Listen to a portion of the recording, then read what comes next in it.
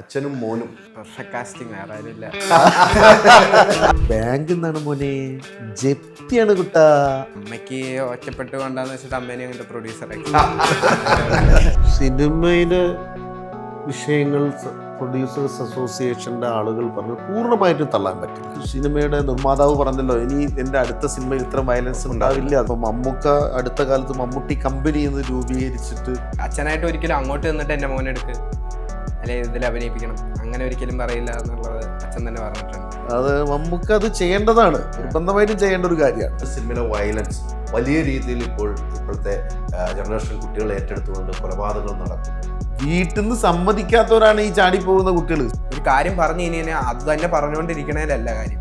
അടുത്ത കാലത്ത് ഒരു കുടുംബത്തിലെ അംഗത്തെ മറ്റൊരംഗം വെട്ടിക്കൊന്ന ഒരു സംഭവം ഇതൊരാൾക്ക് സിനിമയാക്കാൻ പാടില്ല എന്നില്ല. ഇപ്പം താനൂരിൽ നിന്ന് 2 പെൺകുട്ടികൾ ബോംബെയിലേക്ക് ഓടിപ്പോയി, മുടിവെട്ടി.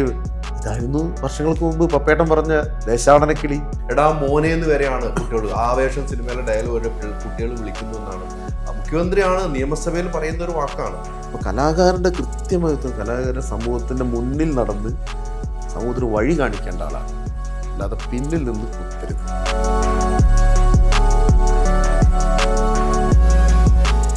വാട്സാപ്പ് വഴി ഇംഗ്ലീഷ് പഠിക്കാൻ ഇംഗ്ലീഷ് കഫേ ഉള്ളപ്പോൾ ഇംഗ്ലീഷ് ഒരു വിഷയമേ അല്ല. English cafe, we present you the perfect English. WhatsApp now 9633388575. നമസ്കാരം. പുത്തൻ സിനിമയുടെ വിശേഷങ്ങൾ പങ്കുവയ്ക്കാൻ 3 അതിഥികൾ, 3 പേർക്കും സ്വാഗതം. നമസ്കാരം. ഈ 3 പേര് ഇങ്ങനെ ഇരിക്കുകയാണ് ഇവിടെ. എനിക്ക് തോന്നുന്നു ഈ 3 പേരിൽ ആരോട് എന്ത് ചോദിക്കണമെന്ന് എനിക്കറിയില്ല. പക്ഷെ എല്ലാം ചോദിക്കേണ്ട ഒരാൾ ഇവിടെ ഇരിപ്പുള്ളൂ. നമ്മുടെ നടുക്കൊരാൾ ഇരിപ്പുണ്ട്. ഹരീഷ് പേര് സൈക്കിൾ അല്ലേ?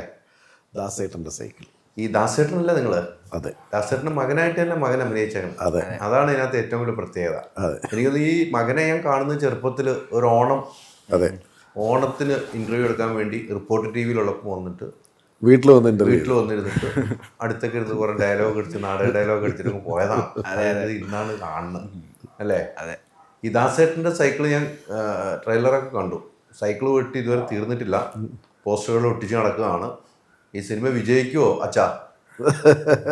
ഇത് സക്സസ് ആവും. അങ്ങനെയാണല്ലോ പറഞ്ഞ് നിർത്തിയത്. അപ്പൊ നമ്മൾ അത്രയും വാച്ച് ചെയ്താൽ പോയെന്ന് മനസ്സിലായില്ലേ? എന്താണ് ഈ സിനിമ പറഞ്ഞു വെക്കുന്നത്? സിനിമ എന്ന് പറഞ്ഞത് ദാസേട്ടൻ ഞങ്ങൾക്കൊക്കെ പരിചയമുള്ള ഒരാളാണ് ദാസേട്ടൻ. അതുകൊണ്ട് തന്നെ അയാൾ സഞ്ചരിക്കുന്ന, അയാൾ സൈക്കിൾ ചവിട്ടുന്ന വഴികളും നിങ്ങൾക്ക് പരിചയമുള്ളതാണ്. പക്ഷെ ആ വഴികളിൽ നമ്മളങ്ങനെ നിരന്തരമായി യാത്ര ചെയ്യുന്ന വഴികളിൽ നമ്മൾ പലപ്പോഴും ശ്രദ്ധിക്കപ്പെടാതെ പോകുന്ന ചില അപൂർവങ്ങളായ, ചില അമൂല്യങ്ങളായ ചില സാധനങ്ങൾ ഒളിഞ്ഞു കിടക്കുന്നുണ്ടാവില്ല. അതാണ് ദാസേട്ടൻ. അങ്ങനെയുള്ള ഒരാളാണ് ദാസേട്ടൻ. എനിക്ക് തോന്നുന്നു ഇത് കുറേ നാളുകൾക്ക് മുമ്പ് ഷൂട്ട് ചെയ്തിരുന്നു. ഇതിനു മുമ്പൊന്ന് റിലീസ് ചെയ്യേണ്ട ഒരു സിനിമയായിരുന്നു. ഇതിന്റെ സമയം ഇപ്പോഴാണ് എന്നാണോ? കൃത്യം. സിനിമാ വിഷയങ്ങൾ നടക്കുമ്പോൾ കറക്റ്റ് എടുത്ത് ഇടാൻ അതെ, ഹരീഷ് പേരുടെ നടനെ കഴിയുള്ളൂ. അതല്ല, ഇത് സംഭവിച്ചതാണ് കേട്ടോ. നമ്മൾ ആരേട്ടൻ പറയുന്ന പോലെ സംഭവിച്ചതാണ്. അതായത് എന്തുകൊണ്ടാണെന്ന് വെച്ചാൽ, ഞങ്ങൾ അറിയാലോ ഹരീഷ് പേരടി പ്രൊഡക്ഷൻസ് എന്നൊക്കെ പേര് കേട്ടാൽ നമ്മളൊരു പാവപ്പെട്ട ഒരു നിർമ്മാതാക്കളായിട്ട് വരികയാണല്ലോ.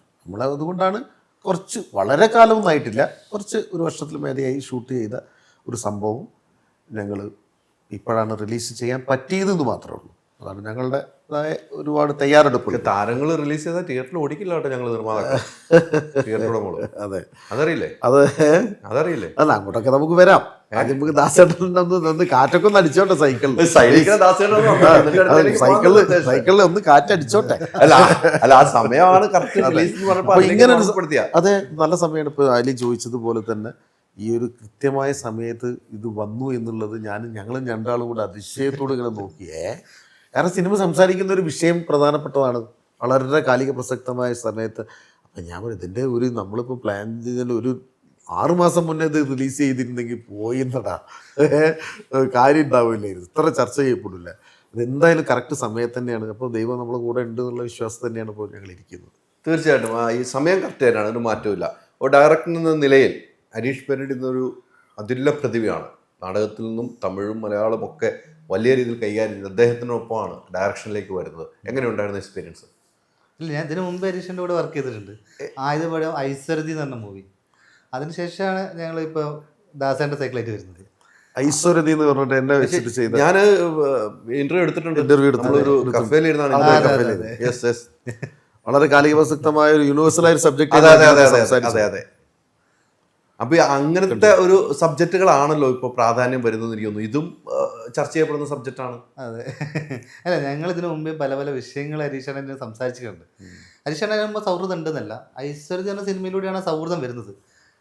അപ്പം ശരിക്കും പറഞ്ഞാൽ ഈ ഒരു നേരത്തെ പറഞ്ഞ ആ ഫ്രിക്ഷൻ ഉണ്ടല്ലോ, അത് ഹരീഷേട്ടൻ വേറൊരു ലെവലിൽ നിൽക്കുന്നു, ഞാനിങ്ങനെ സംസാരിക്കുന്നു എന്നൊക്കെ പറഞ്ഞാൽ ആ ഫ്രിക്ഷൻ ശരിക്കും പറഞ്ഞാൽ ആദ്യത്തെ കാഴ്ചയിൽ തന്നെ ഇല്ലാതായിട്ടുണ്ടായിരുന്നു. അതിനുശേഷം നല്ല സൗഹൃദമാണ് ഉള്ളതാണ് മുന്നോട്ട് പോകുന്നത്. അതിൻ്റെ ഭാഗമായിട്ടാണ് ഇങ്ങനെ ഹരീഷേട്ടൻ ഈ സിനിമ നിർമ്മിക്കുന്നത് കൂടി. അതുകൊണ്ട് അങ്ങനെ ഒരു സംഭവം ആ ഒരു ഏറ്റക്കുറച്ച് അങ്ങനെ ഞങ്ങളുടെ ഇടയിൽ ഉണ്ടായിട്ടില്ല. സത്യം. ഈ ട്രെയിലർ സ്റ്റാർട്ട് ചെയ്യുമ്പോൾ ഇപ്പൊ ദാസന്റെ സൈക്കിളിന്റെ ട്രെയിലർ സ്റ്റാർട്ട് ചെയ്യുമ്പോൾ തന്നെ അതിലൊരു പോസ്റ്റർ കാണുന്നുണ്ടല്ലോ, ഐശ്വര്യതി എന്ന് പറഞ്ഞിട്ട്. അതെ അതെ അതെ അതെ. ഐശ്വര്യതി ഇതിൽ പരാമർശിക്കപ്പെടുന്നുണ്ട്. അതിലൊട്ടിക്ക് ആ പോസ്റ്റർ വെച്ചാണ് തുടങ്ങുന്നതല്ലോ ഇതിനകത്ത്. അതും പറഞ്ഞു പോകുന്നുണ്ട്. അതെ അല്ലേ? അത് പോസ്റ്റർ മാത്രമല്ല, അത് എല്ലാവരും കുറച്ചുകൂടി കാര്യങ്ങൾ പറയുന്നു. ഇത്തരം സബ്ജക്റ്റുകൾ കൈകാര്യം ചെയ്യുമ്പോൾ, ഇപ്പം എല്ലാം ചർച്ച ചെയ്യപ്പെടുന്ന സബ്ജക്റ്റുകളാണല്ലോ കൈകാര്യം ചെയ്യുമ്പോൾ, അത്തരം സബ്ജക്റ്റ് 2 സബ്ജക്റ്റ് ചെയ്യുമ്പോൾ അത് നേരെ ഹരീഷ് പേരടിയിലേക്ക് തന്നെയാണ് എത്തുന്നത്. എന്തുകൊണ്ടാണ്? അല്ല, അതിലെ ഭാഗം തന്നെ നമ്മൾ ചർച്ച ചെയ്യുന്ന ഇതല്ലാത്ത പല സിനിമകളും ഞാൻ ഹരീഷേട്ടൻ ചർച്ച ചെയ്തിട്ടുണ്ട്. അത് ഹരീഷേട്ടൻ നായകനാവുന്ന സിനിമകളല്ല, ഹരീഷേട്ടൻ സിനിമയുടെ ഭാഗമല്ലാത്ത സിനിമകൾ വരെ ചർച്ച ചെയ്തിട്ടുണ്ട്. പക്ഷെ ചില സിനിമകൾ സംഭവിക്കണമല്ലോ, നമ്മളിപ്പോൾ ചർച്ച ചെയ്തിട്ട് കാര്യമില്ലല്ലോ. ഈ 2 സിനിമയാണ് ഇപ്പോൾ സംഭവിച്ചതെന്നുള്ളൂ. അല്ലാതെ ബോധപൂർവ്വം ഹരീഷേട്ടനെ വെച്ചിട്ട് ഇങ്ങനെ ഹരീഷേട്ടൻ ഇങ്ങനത്തെ വിഷയങ്ങളൊക്കെ സംസാരിക്കുന്ന ആളാണ്, എന്നാൽ ഹരീഷേട്ടനെ വെച്ച് ഇങ്ങനെ സിനിമ ചെയ്യുക, അങ്ങനത്തെ പ്ലാനൊന്നല്ല. ഹരീഷന്റെ മതിലാണ് ഫേസ്ബുക്ക്. അതെ, എഴുത്തുപകരണമാണ് ഭിത്തിയെന്നാണ് എന്നോട് ഇതൊന്നും പറഞ്ഞേക്കണം. എന്റെ മതിലാണ് എന്ന് പറഞ്ഞത്. എന്തും എഴുതാൻ എനിക്ക് തോന്നുന്ന എഴുതും, സത്യസന്ധമായ രീതിയിൽ എഴുതുമെന്ന് പറഞ്ഞ. അതുകൊണ്ടാണ് ഞാൻ ചോദ്യം ചോദിച്ചത്. ഈ വിഷയങ്ങൾ ചർച്ച ചെയ്യുന്ന സബ്ജക്റ്റിൽ എവിടെയാണ് എത്തിപ്പെടുന്നത്? ഇപ്പൊ രണ്ടും അതെ. ഹരീഷേട്ടൻ്റെ ആ ഒരു നാച്ചുറല്ല എന്നെ ആകർഷിച്ചത്. അല്ല, അതുണ്ട്, അതല്ലാതല്ല. അതിനേക്കാളൊക്കെ അപ്പുറത്ത് ഫസ്റ്റ് സിനിമ ചെയ്യണത് തന്നെ ശരിക്കും പറഞ്ഞിരിക്കുകയാണെങ്കിൽ ഹരീഷേട്ടൻ്റെ പഴയ നാടകങ്ങളുടെയൊക്കെ ഭാഗങ്ങൾ കണ്ടതിൻ്റെ ഇൻസ്പിറേഷനിലാണ് ഹരീഷേട്ടൻ ഇങ്ങനത്തെ ഒരു സബ്ജക്റ്റ് ചെയ്താൽ എങ്ങനെ ഇരിക്കുമെന്ന് എനിക്ക് തോന്നിയത്. കാരണം ഹരീഷേട്ടൻ ആ സമയങ്ങളിൽ ചെയ്തിരുന്നത് ഒരു പക്ഷേ ഒരു പ്രത്യേക പാറ്റേണിലുള്ള, മീൻസ് ഒരേ അഭിനയ രീതി എന്നല്ല, ഒരേ കാറ്റഗറൈസ് ചെയ്യപ്പെടുന്ന ഒരു സിനിമ ചെയ്തിട്ടുണ്ട് സമയത്ത് അതല്ലാത്തൊരു വേർഷൻ ഹരീഷേട്ടൻ ഉണ്ടെന്ന് എനിക്കറിയാം. അപ്പോൾ ആ സിനിമ ഹരീഷേട്ടൻ ചെയ്താൽ ശ്രദ്ധിക്കപ്പെടാൻ ചാൻസ് ഉണ്ട് എന്നുള്ള എൻ്റെ ഒരു ധാരണയിലാണ് ശരിക്കും പറഞ്ഞാൽ ഹരീഷേട്ടൻ്റെ അടുത്ത് ആ സബ്ജക്റ്റായിട്ട് വരുന്നത്. അതിനുശേഷം പിന്നെ സംഭവിച്ചതൊക്കെ കുറേ കൊടുക്കൽ വാങ്ങലുടെ ഇടയിൽ അതങ്ങനെ സംഭവിച്ചു പോയതാണ് അല്ലേ? ഈ മോനെ സെലക്ട് ചെയ്യാനാണ് കാരണം. അച്ഛനും മോനും പെർഫെക്റ്റ് കാസ്റ്റിംഗ്, വേറെ ആരുമില്ല. അത് പൊളിച്ചട്ടോ കിട്ടുന്നില്ല ആരെയും. അതെ, അച്ഛൻ്റെ മോനായിട്ട് അഭിനയിക്കണ്ടേ, അതിന് നമ്മൾ തന്നെ പറ്റുള്ളൂ തീരുമാനിച്ചു. പക്ഷെ നമ്മുടെ ഡേറ്റിന്റെ ഒരു പ്രശ്നം ഉണ്ടായിരുന്നു തോന്നുന്ന സമയത്ത് ഉണ്ടായിരുന്നു. അച്ഛനായതുകൊണ്ട് പിന്നെ കുഴപ്പമില്ല, അത് നോക്കിയില്ല നമ്മള്. പക്ഷെ എനിക്ക് നിങ്ങൾ നാടകം ചെയ്തിട്ടുണ്ട്, ഒരുമിച്ച് നാടകം ചെയ്തിട്ടുണ്ട്, അങ്ങനെ ഒത്തിരി മേഖലയിൽ നിങ്ങൾ ഒരുമിച്ച് യാത്ര ചെയ്യുന്നു. ഒരു അച്ഛൻ മോനിന് അപ്പുറത്തേക്ക് ഒരു കലാകാരൻ എന്ന നിലയിലും അച്ഛനെയും മകൻ കലാകാരൻ എന്ന നിലയ്ക്ക് അച്ഛനും കാണുന്ന ഒരു യാത്രയാണ്. ഇപ്പോഴത്തെ സമൂഹത്തിൽ ഏറ്റവും വിഷയങ്ങൾ സ്വന്തം മകനെ പോലും സിനിമയിൽ വിടാൻ ഭയപ്പെടുന്നു എന്ന് പറയുന്ന കാലഘട്ടത്തിലാണ് യാത്ര ചെയ്യുന്നത് നമ്മൾ. ആ സമയത്താണ് സ്വന്തം മോനെ ചേർത്ത് പിടിച്ച് സിനിമയിലേക്ക് കൊണ്ടുവന്നു, നാടകത്തിലും കൊണ്ടുവന്നു. അത് അങ്ങനെ ഒരു തീരുമാനം എടുക്കാൻ എന്താണ് കാരണം ഹരീഷ് പേരടി? അങ്ങനെ ഭയപ്പെടേണ്ട സ്ഥലമേ അല്ല സിനിമ. സിനിമ അങ്ങനെ ഭയപ്പെട്ട് മാറി നിൽക്കേണ്ട ഒരു ഇടമൊന്നുമല്ല. പക്ഷേ അഭിപ്രായ വ്യത്യാസങ്ങളൊക്കെ പലപ്പോഴും സിനിമയ്ക്കുള്ളിൽ മറ്റുള്ള ഇതുപോലെ തന്നെ എല്ലാ ഇടങ്ങളിലുള്ളതുപോലെ തന്നെ സ്വാഭാവികമായ അഭിപ്രായ വ്യത്യാസങ്ങളൊക്കെ ഉണ്ടാവും. നല്ല ഏറ്റവും സുരക്ഷിതമായ ഇടം തന്നെയാണ് സിനിമ. അതല്ലാത്ത ഇടങ്ങളിലേക്ക് സിനിമ പോലും മാറിപ്പോകുന്ന ഘട്ടങ്ങളിൽ അത് തിരിച്ചു പിടിക്കുക എന്നുള്ളത് നമ്മളുടെ കൂടി ഉത്തരവാദിത്വമാണ്. എന്നാൽ അല്ലാതെ നമ്മളെ മക്കളെ ഒന്നും അതിലേക്ക് കൊണ്ടുവരണ്ട എന്നൊക്കെ പറഞ്ഞാൽ അങ്ങനെ ഉത്തര കേസൊന്നുമല്ല. അതുകൊണ്ട് തന്നെയാണ് അത് വളരെ ഉത്തരവാദിത്തത്തോട് കൈകാര്യം ചെയ്യേണ്ട മേഖലയായതുകൊണ്ട് തന്നെയാണ് അവരൊക്കെ അതിൻ്റെ ഉത്തരവാദിത്വം തിരിച്ചറിയാനും തന്നെയാണ്. ഈ വൈദ്യ മാത്രമല്ല, വൈദ്യയുടെ ഏട്ടനുണ്ടല്ലോ വിഷ്ണു, അവനും എൻ്റെ അടുത്ത ഇതിൽ അഭിനയിച്ചു കഴിഞ്ഞു. എൻ്റെ പോസ്റ്റ് പ്രൊഡക്ഷൻ നടന്നുകൊണ്ടിരിക്കുകയാണ്. അപ്പോൾ അത് ഇവരൊക്കെ നാടകത്തിൻ്റെ ചോറ് തിന്ന് വളർന്ന കുട്ടികളല്ലേ, പിന്നെ അങ്ങനെ വിടാൻ പറ്റുന്നുണ്ടോ? ആ ചോറ് നമ്മൾ കൊടുത്തതിനുള്ള റിസൾട്ട് അവർക്ക് നമുക്ക് തരണ്ടേ? അതുവരെ ജീവിക്കാൻ വേണ്ടി ചിലപ്പം പല സ്ഥലത്തും ഇപ്പം അവൻ UK വർക്ക് ചെയ്തുകൊണ്ടിരിക്കുക, എൻ്റെ ഊരിലാണ് വർക്ക് ചെയ്യുന്നത്.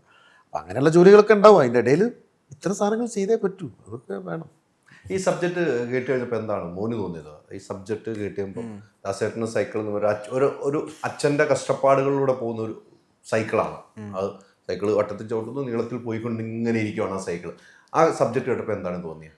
ഇതിൽ അങ്ങനെ ഒരു സബ്ജക്റ്റ് ആയിട്ട് മാത്രമല്ല ഈ സിനിമ ഫോക്കസ് ചെയ്ത് കാണും. ഇതേപോലെ ഇപ്പം നമ്മൾ ഇറക്കുന്ന ടൈമിൽ വന്ന കാര്യങ്ങളൊക്കെ വെച്ച് നോക്കുകയാണെങ്കിൽ ഒരു 5-6 കാര്യങ്ങൾ ഇതിൽ, ഒരു സിനിമ ഒരു വിഷയത്തിനെ കുറിച്ച് സംസാരിക്കുന്ന സമയത്ത് നമ്മളൊരു 5-6 സാധനം ഒരുമിച്ച് ഇതിൽ തന്നെ പറയുന്നുണ്ട്. അപ്പം അങ്ങനെ നോക്കിക്കഴിഞ്ഞാൽ അത്, അതായത് സിനിമയായിട്ടല്ല, റിയൽ ലൈഫിൽ ആൾക്കാരുടെ ജീവിതത്തിൽ നടക്കുന്ന അതേ കാര്യങ്ങൾ അതേപോലെ തന്നെ നമ്മൾ കൊണ്ടുവരാൻ നോക്കിയിട്ടുണ്ട്. ആൻഡ് അതിൻ്റെ ആ ഒരു നാച്ചുറാലിറ്റി സിനിമയിൽ ത്രൂ ഔട്ട് ഉണ്ട്, തുടക്കം മുതൽ അവസാനം തന്നെ വരെ നോക്കിക്കഴിഞ്ഞാൽ. എങ്ങനെയാണ് അച്ഛൻ വീട്ടിൽ കാണുന്ന ഒരു അച്ഛൻ, സിനിമയിൽ ലൊക്കേഷനിൽ ഒരു അച്ഛൻ, നാടക സ്റ്റൈലിൽ കയറുമ്പോൾ ആ തട്ടിൽ കയറുമ്പോൾ വേറൊരു അച്ഛൻ, അതിലേത് അച്ഛനാണ് ഏറ്റവും ഇഷ്ടം? അത് വീട്ടിലെ അച്ഛൻ തന്നെ, മറ്റേത് 100% പ്രൊഫഷണൽ. വീട്ടിലെ അച്ഛൻ തന്നെയാണ്. അതെ അതെ. ഇത് വീട്ടിലുള്ളതാകുമ്പം നമുക്ക് ഇങ്ങനെ ഇടയ്ക്കിടയ്ക്ക് ഓരോന്ന് പറഞ്ഞ് നടക്കാറ്. അതല്ലേ. മറ്റേടെ ചെന്ന് കഴിഞ്ഞാൽ നമ്മൾ പക്കാ പ്രൊഫഷണൽ. ആ വീട്ടിലെ അച്ഛൻ സിനിമയിലും അച്ഛനായിട്ട് തന്നെ അഭിനയിക്കുന്നു. ആ വീട്ടിലെ ആ റൂട്ടും സിനിമയിലെ റൂട്ടുമായിട്ട് യോജിക്കാൻ പറ്റിയിട്ടുണ്ട്? അത് ഈ സിനിമയിലുണ്ടായിരുന്നു. അതായത് ഈ സിനിമയിൽ കുറച്ചും കൂടി അങ്ങനത്തെ ബന്ധം തന്നെയാണ്. ആ സിനിമയിൽ അച്ഛനും മോനും ഞങ്ങളുടെ ബന്ധം എന്ന് വെച്ച് നോക്കാത്ത അത്യാവശ്യം സെയിം തന്നെയാണ്. ഇതേപോലെ തന്നെ എന്ത് പറഞ്ഞാലും അങ്ങോട്ടൊരു കൗണ്ടർ അടിക്കുക, ഇങ്ങോട്ട് തിരിച്ചൊരു കൗണ്ടർ വരിക, ആ പരിപാടി ഒക്കെ ഉള്ളൊരു ക്യാരക്ടർ തന്നെയാണ്. അപ്പോൾ അതൊക്കെ വെച്ച് നോക്കുമ്പോൾ കുറച്ചും കൂടി എളുപ്പമായിരുന്നു ഞങ്ങൾക്ക് അങ്ങനെ ജെല്ലായിപ്പോയി. അമ്മ എന്ത് പറഞ്ഞു? നിങ്ങൾ നാടകത്തിൽ അഭിനയിച്ചിട്ടുണ്ട്, ഒരുമിച്ച് വീട്ടിൽ സിനിമയിൽ അഭിനയിച്ച് കഴിയുമ്പോൾ ഓരോ ദിവസം അമ്മയുടെ അടുത്ത് കാര്യങ്ങൾ സംസാരിക്കുമായിരുന്നു. അതെ അതെ. അപ്പോൾ അമ്മ എന്താ പറയുന്നത്? അമ്മയ്ക്ക് ഒറ്റപ്പെട്ട് കൊണ്ടാന്ന് വെച്ചിട്ട് അമ്മേനെ അങ്ങോട്ട് പ്രൊഡ്യൂസറാക്കി. എല്ലാരും ഒന്നോട്ടെ വീട്ടിലുള്ള ഫാമിലി മൂവിയില് ഫാമിലി മൊത്തം ഇൻവോൾവ് ആയിട്ട് അങ്ങനെ ആയിക്കോട്ടെ. അമ്മയെ പ്രൊഡ്യൂസറും ആക്കി. അമ്മേനെ പ്രൊഡ്യൂസറാക്കി. അപ്പൊ അമ്മയെ അറിയട്ടെ ബുദ്ധിമുട്ട്. അതെ അതെ അല്ലേ? അതെ. എല്ലാരും സെറ്റിലുണ്ടായിരുന്നു. അപ്പൊ പിന്നെ എല്ലാം കാണുന്നുണ്ടല്ലോ. എല്ലാം കാണുന്നുണ്ട്. അപ്പൊ വേറൊരു കേസ്, ഇതിനു മുമ്പ് നിങ്ങൾ സെറ്റിൽ പോയിട്ടുണ്ട്. നമ്മൾ അന്ന് ഇന്റർവ്യൂ എടുക്കുമ്പോൾ പ്രായത്തിൽ സെറ്റിൽ പോയിട്ട് അച്ഛനെ അഭിനയിക്കുന്നുണ്ട്, അമ്മ പോയിട്ടുണ്ട്. പക്ഷെ ഇത്രമാത്രം ഒരു ടെൻഷൻ പിടിച്ച മേഖലയാണ് എന്ന് അമ്മ നേരിട്ട് ബോധ്യപ്പെട്ടില്ലേ? ഉണ്ട് ഉണ്ട് അല്ലേ? അതേക്കുറിച്ച് അമ്മ മകന്റെ അടുത്ത് പറഞ്ഞ രഹസ്യം എന്തായിരിക്കും? രഹസ്യം ഒന്നല്ല, അമ്മ അല്ലെങ്കിൽ ഇത്തിരി ടെൻഷൻ അടിക്കണ കൂട്ടത്തിലുള്ള ആളാണ്. ഇതും കൂടി ആയപ്പോഴത്തേക്ക് പിന്നെ പറയണ്ടല്ലോ, മൊത്തത്തിൽ ഇങ്ങനെ അതിന്റെ വേവലാതിയൊക്കെ ആയിട്ട് നടക്കുകയായിരുന്നു. പക്ഷെ മൊത്തത്തിൽ ഹാപ്പിയാണ് ആള്.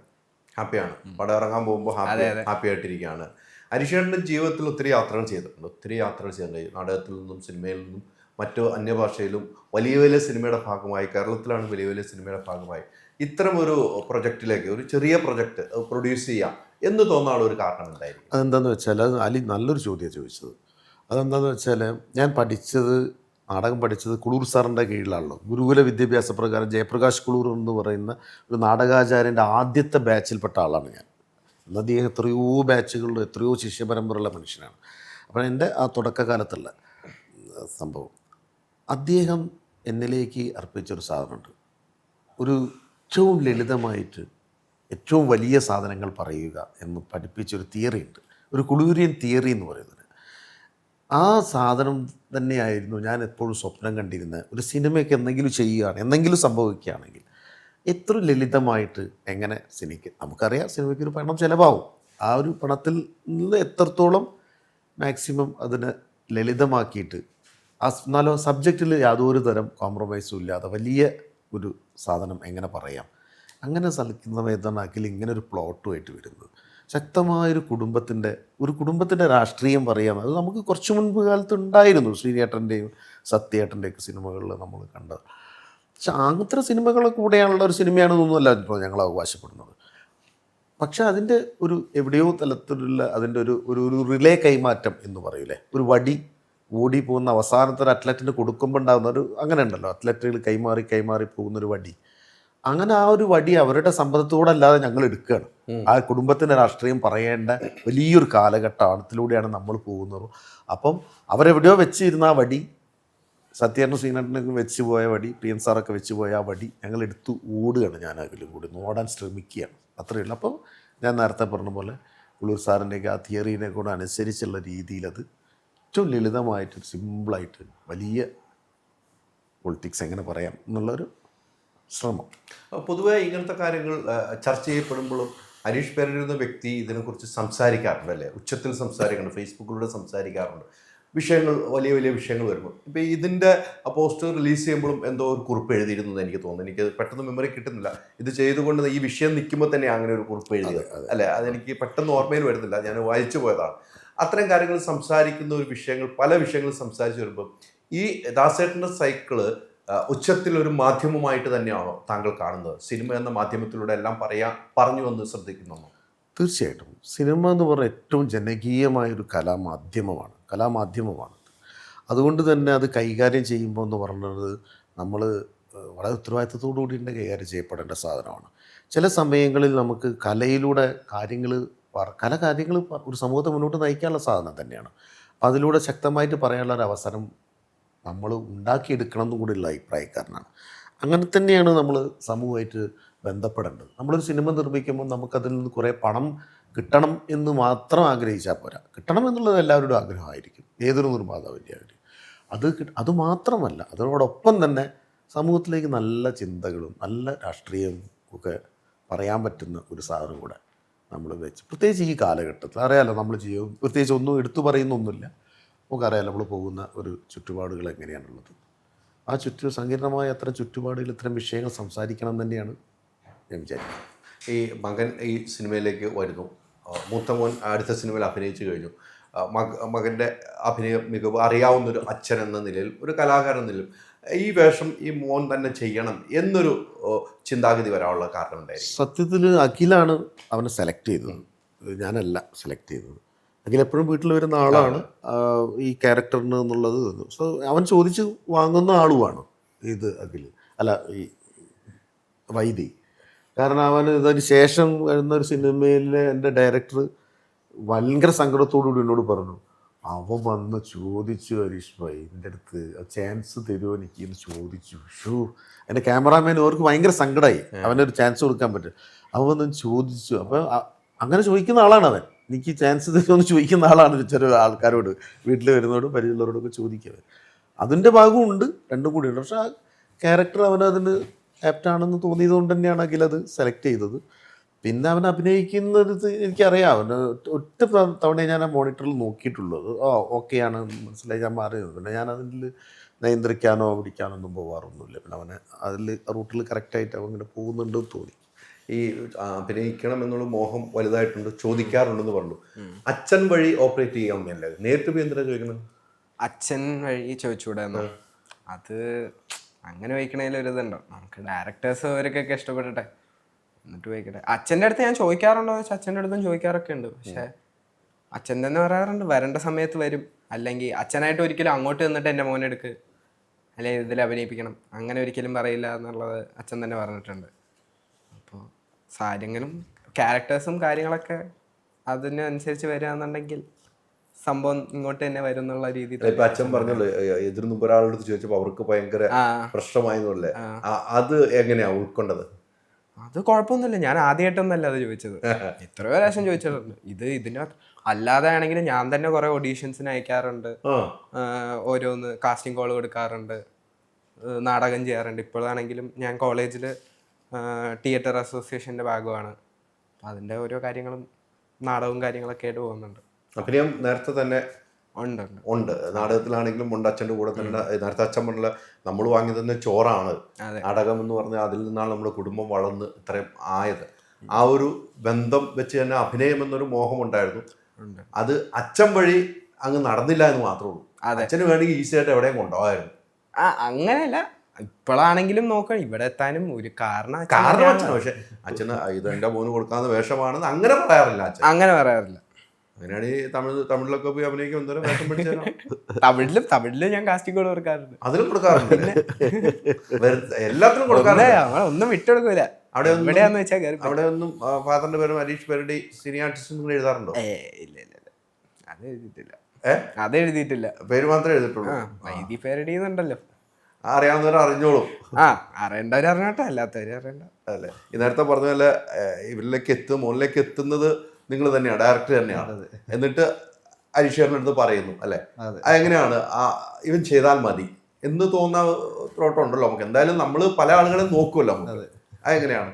അല്ല ഈ സിനിമയിൽ ഇതിൻ്റെ ഓരോ ഡയലോഗിലൊക്കെ ഉള്ള ഒരു ലളിതമായി ഹരീശ്വരൻ നേരത്തെ പറഞ്ഞ മാതിരി നമ്മൾ വലിയ കാര്യങ്ങളൊക്കെ സംസാരിക്കും. ഇപ്പോൾ ട്രെയിലറിൽ തന്നെ അറിയാം, ജപ്തിയാണ് മോനെ എന്നൊക്കെ പറയുന്ന സാധനമൊക്കെ ഉണ്ടല്ലോ. അതേപോലെ വളരെ ലളിതമായിട്ടാണ് ഈ പരിപാടി മൊത്തം സംസാരിക്കുന്നത്. അപ്പം ഇത് ദാസേട്ടൻ ചവിട്ടുന്ന സൈക്കിളാണെങ്കിലും ഈ സൈക്കിൾ മുന്നോട്ട് കൊണ്ടുപോകാൻ വേണ്ടിയിട്ട് കുറേ ആൾക്കാർ ചവിട്ടണം. അതിൽ കുറേ കഥാപാത്രങ്ങൾ ഒരു ഇപ്പം ക്യാരക്ടർ പോസ്റ്റൊക്കെ നമ്മൾ 10-20 ക്യാരക്ടർ പോസ്റ്റെങ്കിലും ഇറക്കാറുണ്ട്. അപ്പോൾ അത്രയും ആൾക്കാർ ഇത് ചവിട്ടുന്നുണ്ട്, അത്രയും ഇമ്പോർട്ടൻ്റ് ആയിട്ടുള്ള ആൾക്കാർ ചവിട്ടുന്നുണ്ട്.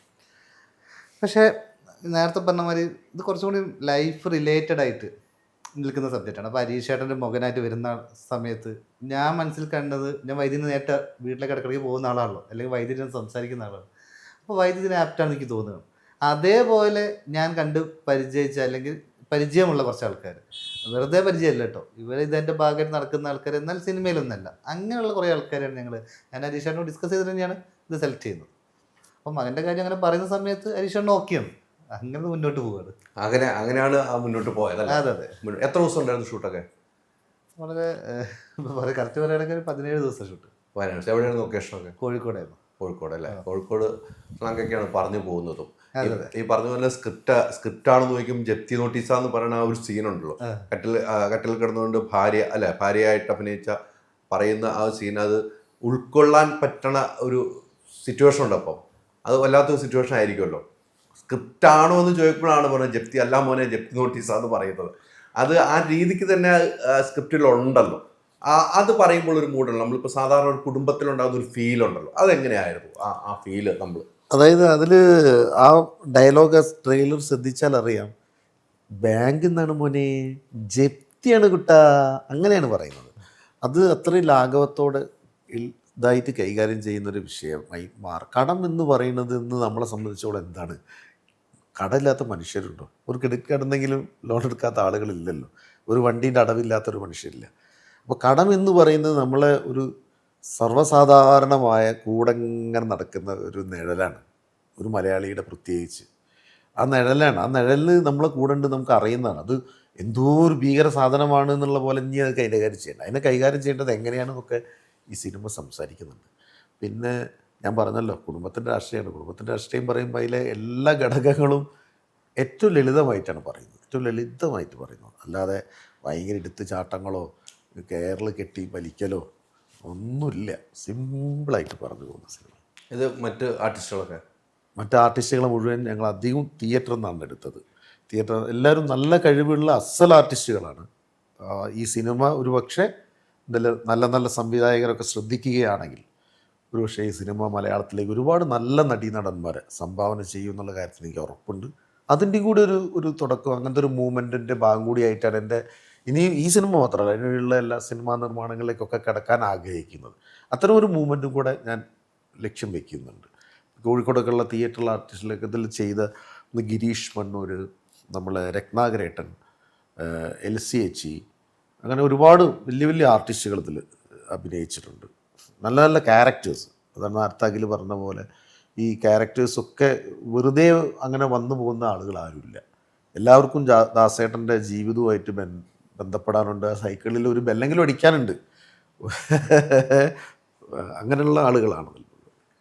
ഈ കാലഘട്ടത്തിൽ നേരത്തെ പറഞ്ഞതിൽ ഈ കാലഘട്ടത്തിൽ പറയേണ്ട സബ്ജക്റ്റാണെന്ന് പറയുമ്പോൾ ഇപ്പോൾ വലിയ ചർച്ചയാണ്, സിനിമാ മേഖല വലിയ ചർച്ചയാണ്. 3-4 ടൈപ്പ് ചർച്ചകൾ. ഒന്ന്, നിർമ്മാതാവുന്ന ഒരു ക്യാരക്ടർ ചെയ്യുന്ന ഒരു ആർട്ടിസ്റ്റ് നിർമ്മാതാവുന്ന, അതിനെതിരെ നിർമ്മാതാക്കളുടെ സംഘടന വരുന്നു.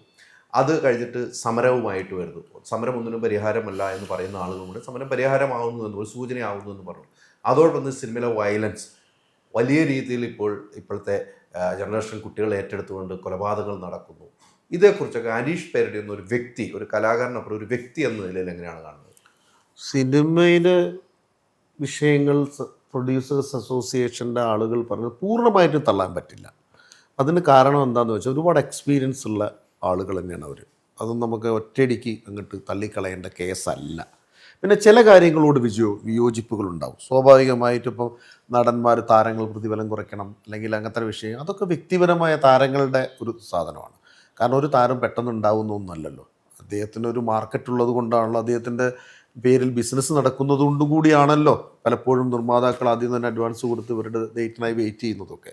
അപ്പോൾ ആ പ്രതിഫലം കുറയ്ക്കുക എന്നൊന്നും പറയുന്നത് അത്ര എളുപ്പമുള്ള കാര്യം. അതിൻ്റെ പേരിൽ നടക്കുന്ന ബിസിനസ് നമുക്ക് കുറയ്ക്കാൻ പറ്റില്ലല്ലോ, അത് കൂടുന്നുണ്ടല്ലോ. അതുകൊണ്ട് സ്വാഭാവികമായിട്ട് അത് വ്യക്തിപരമായിട്ടുള്ള തീരുമാനം.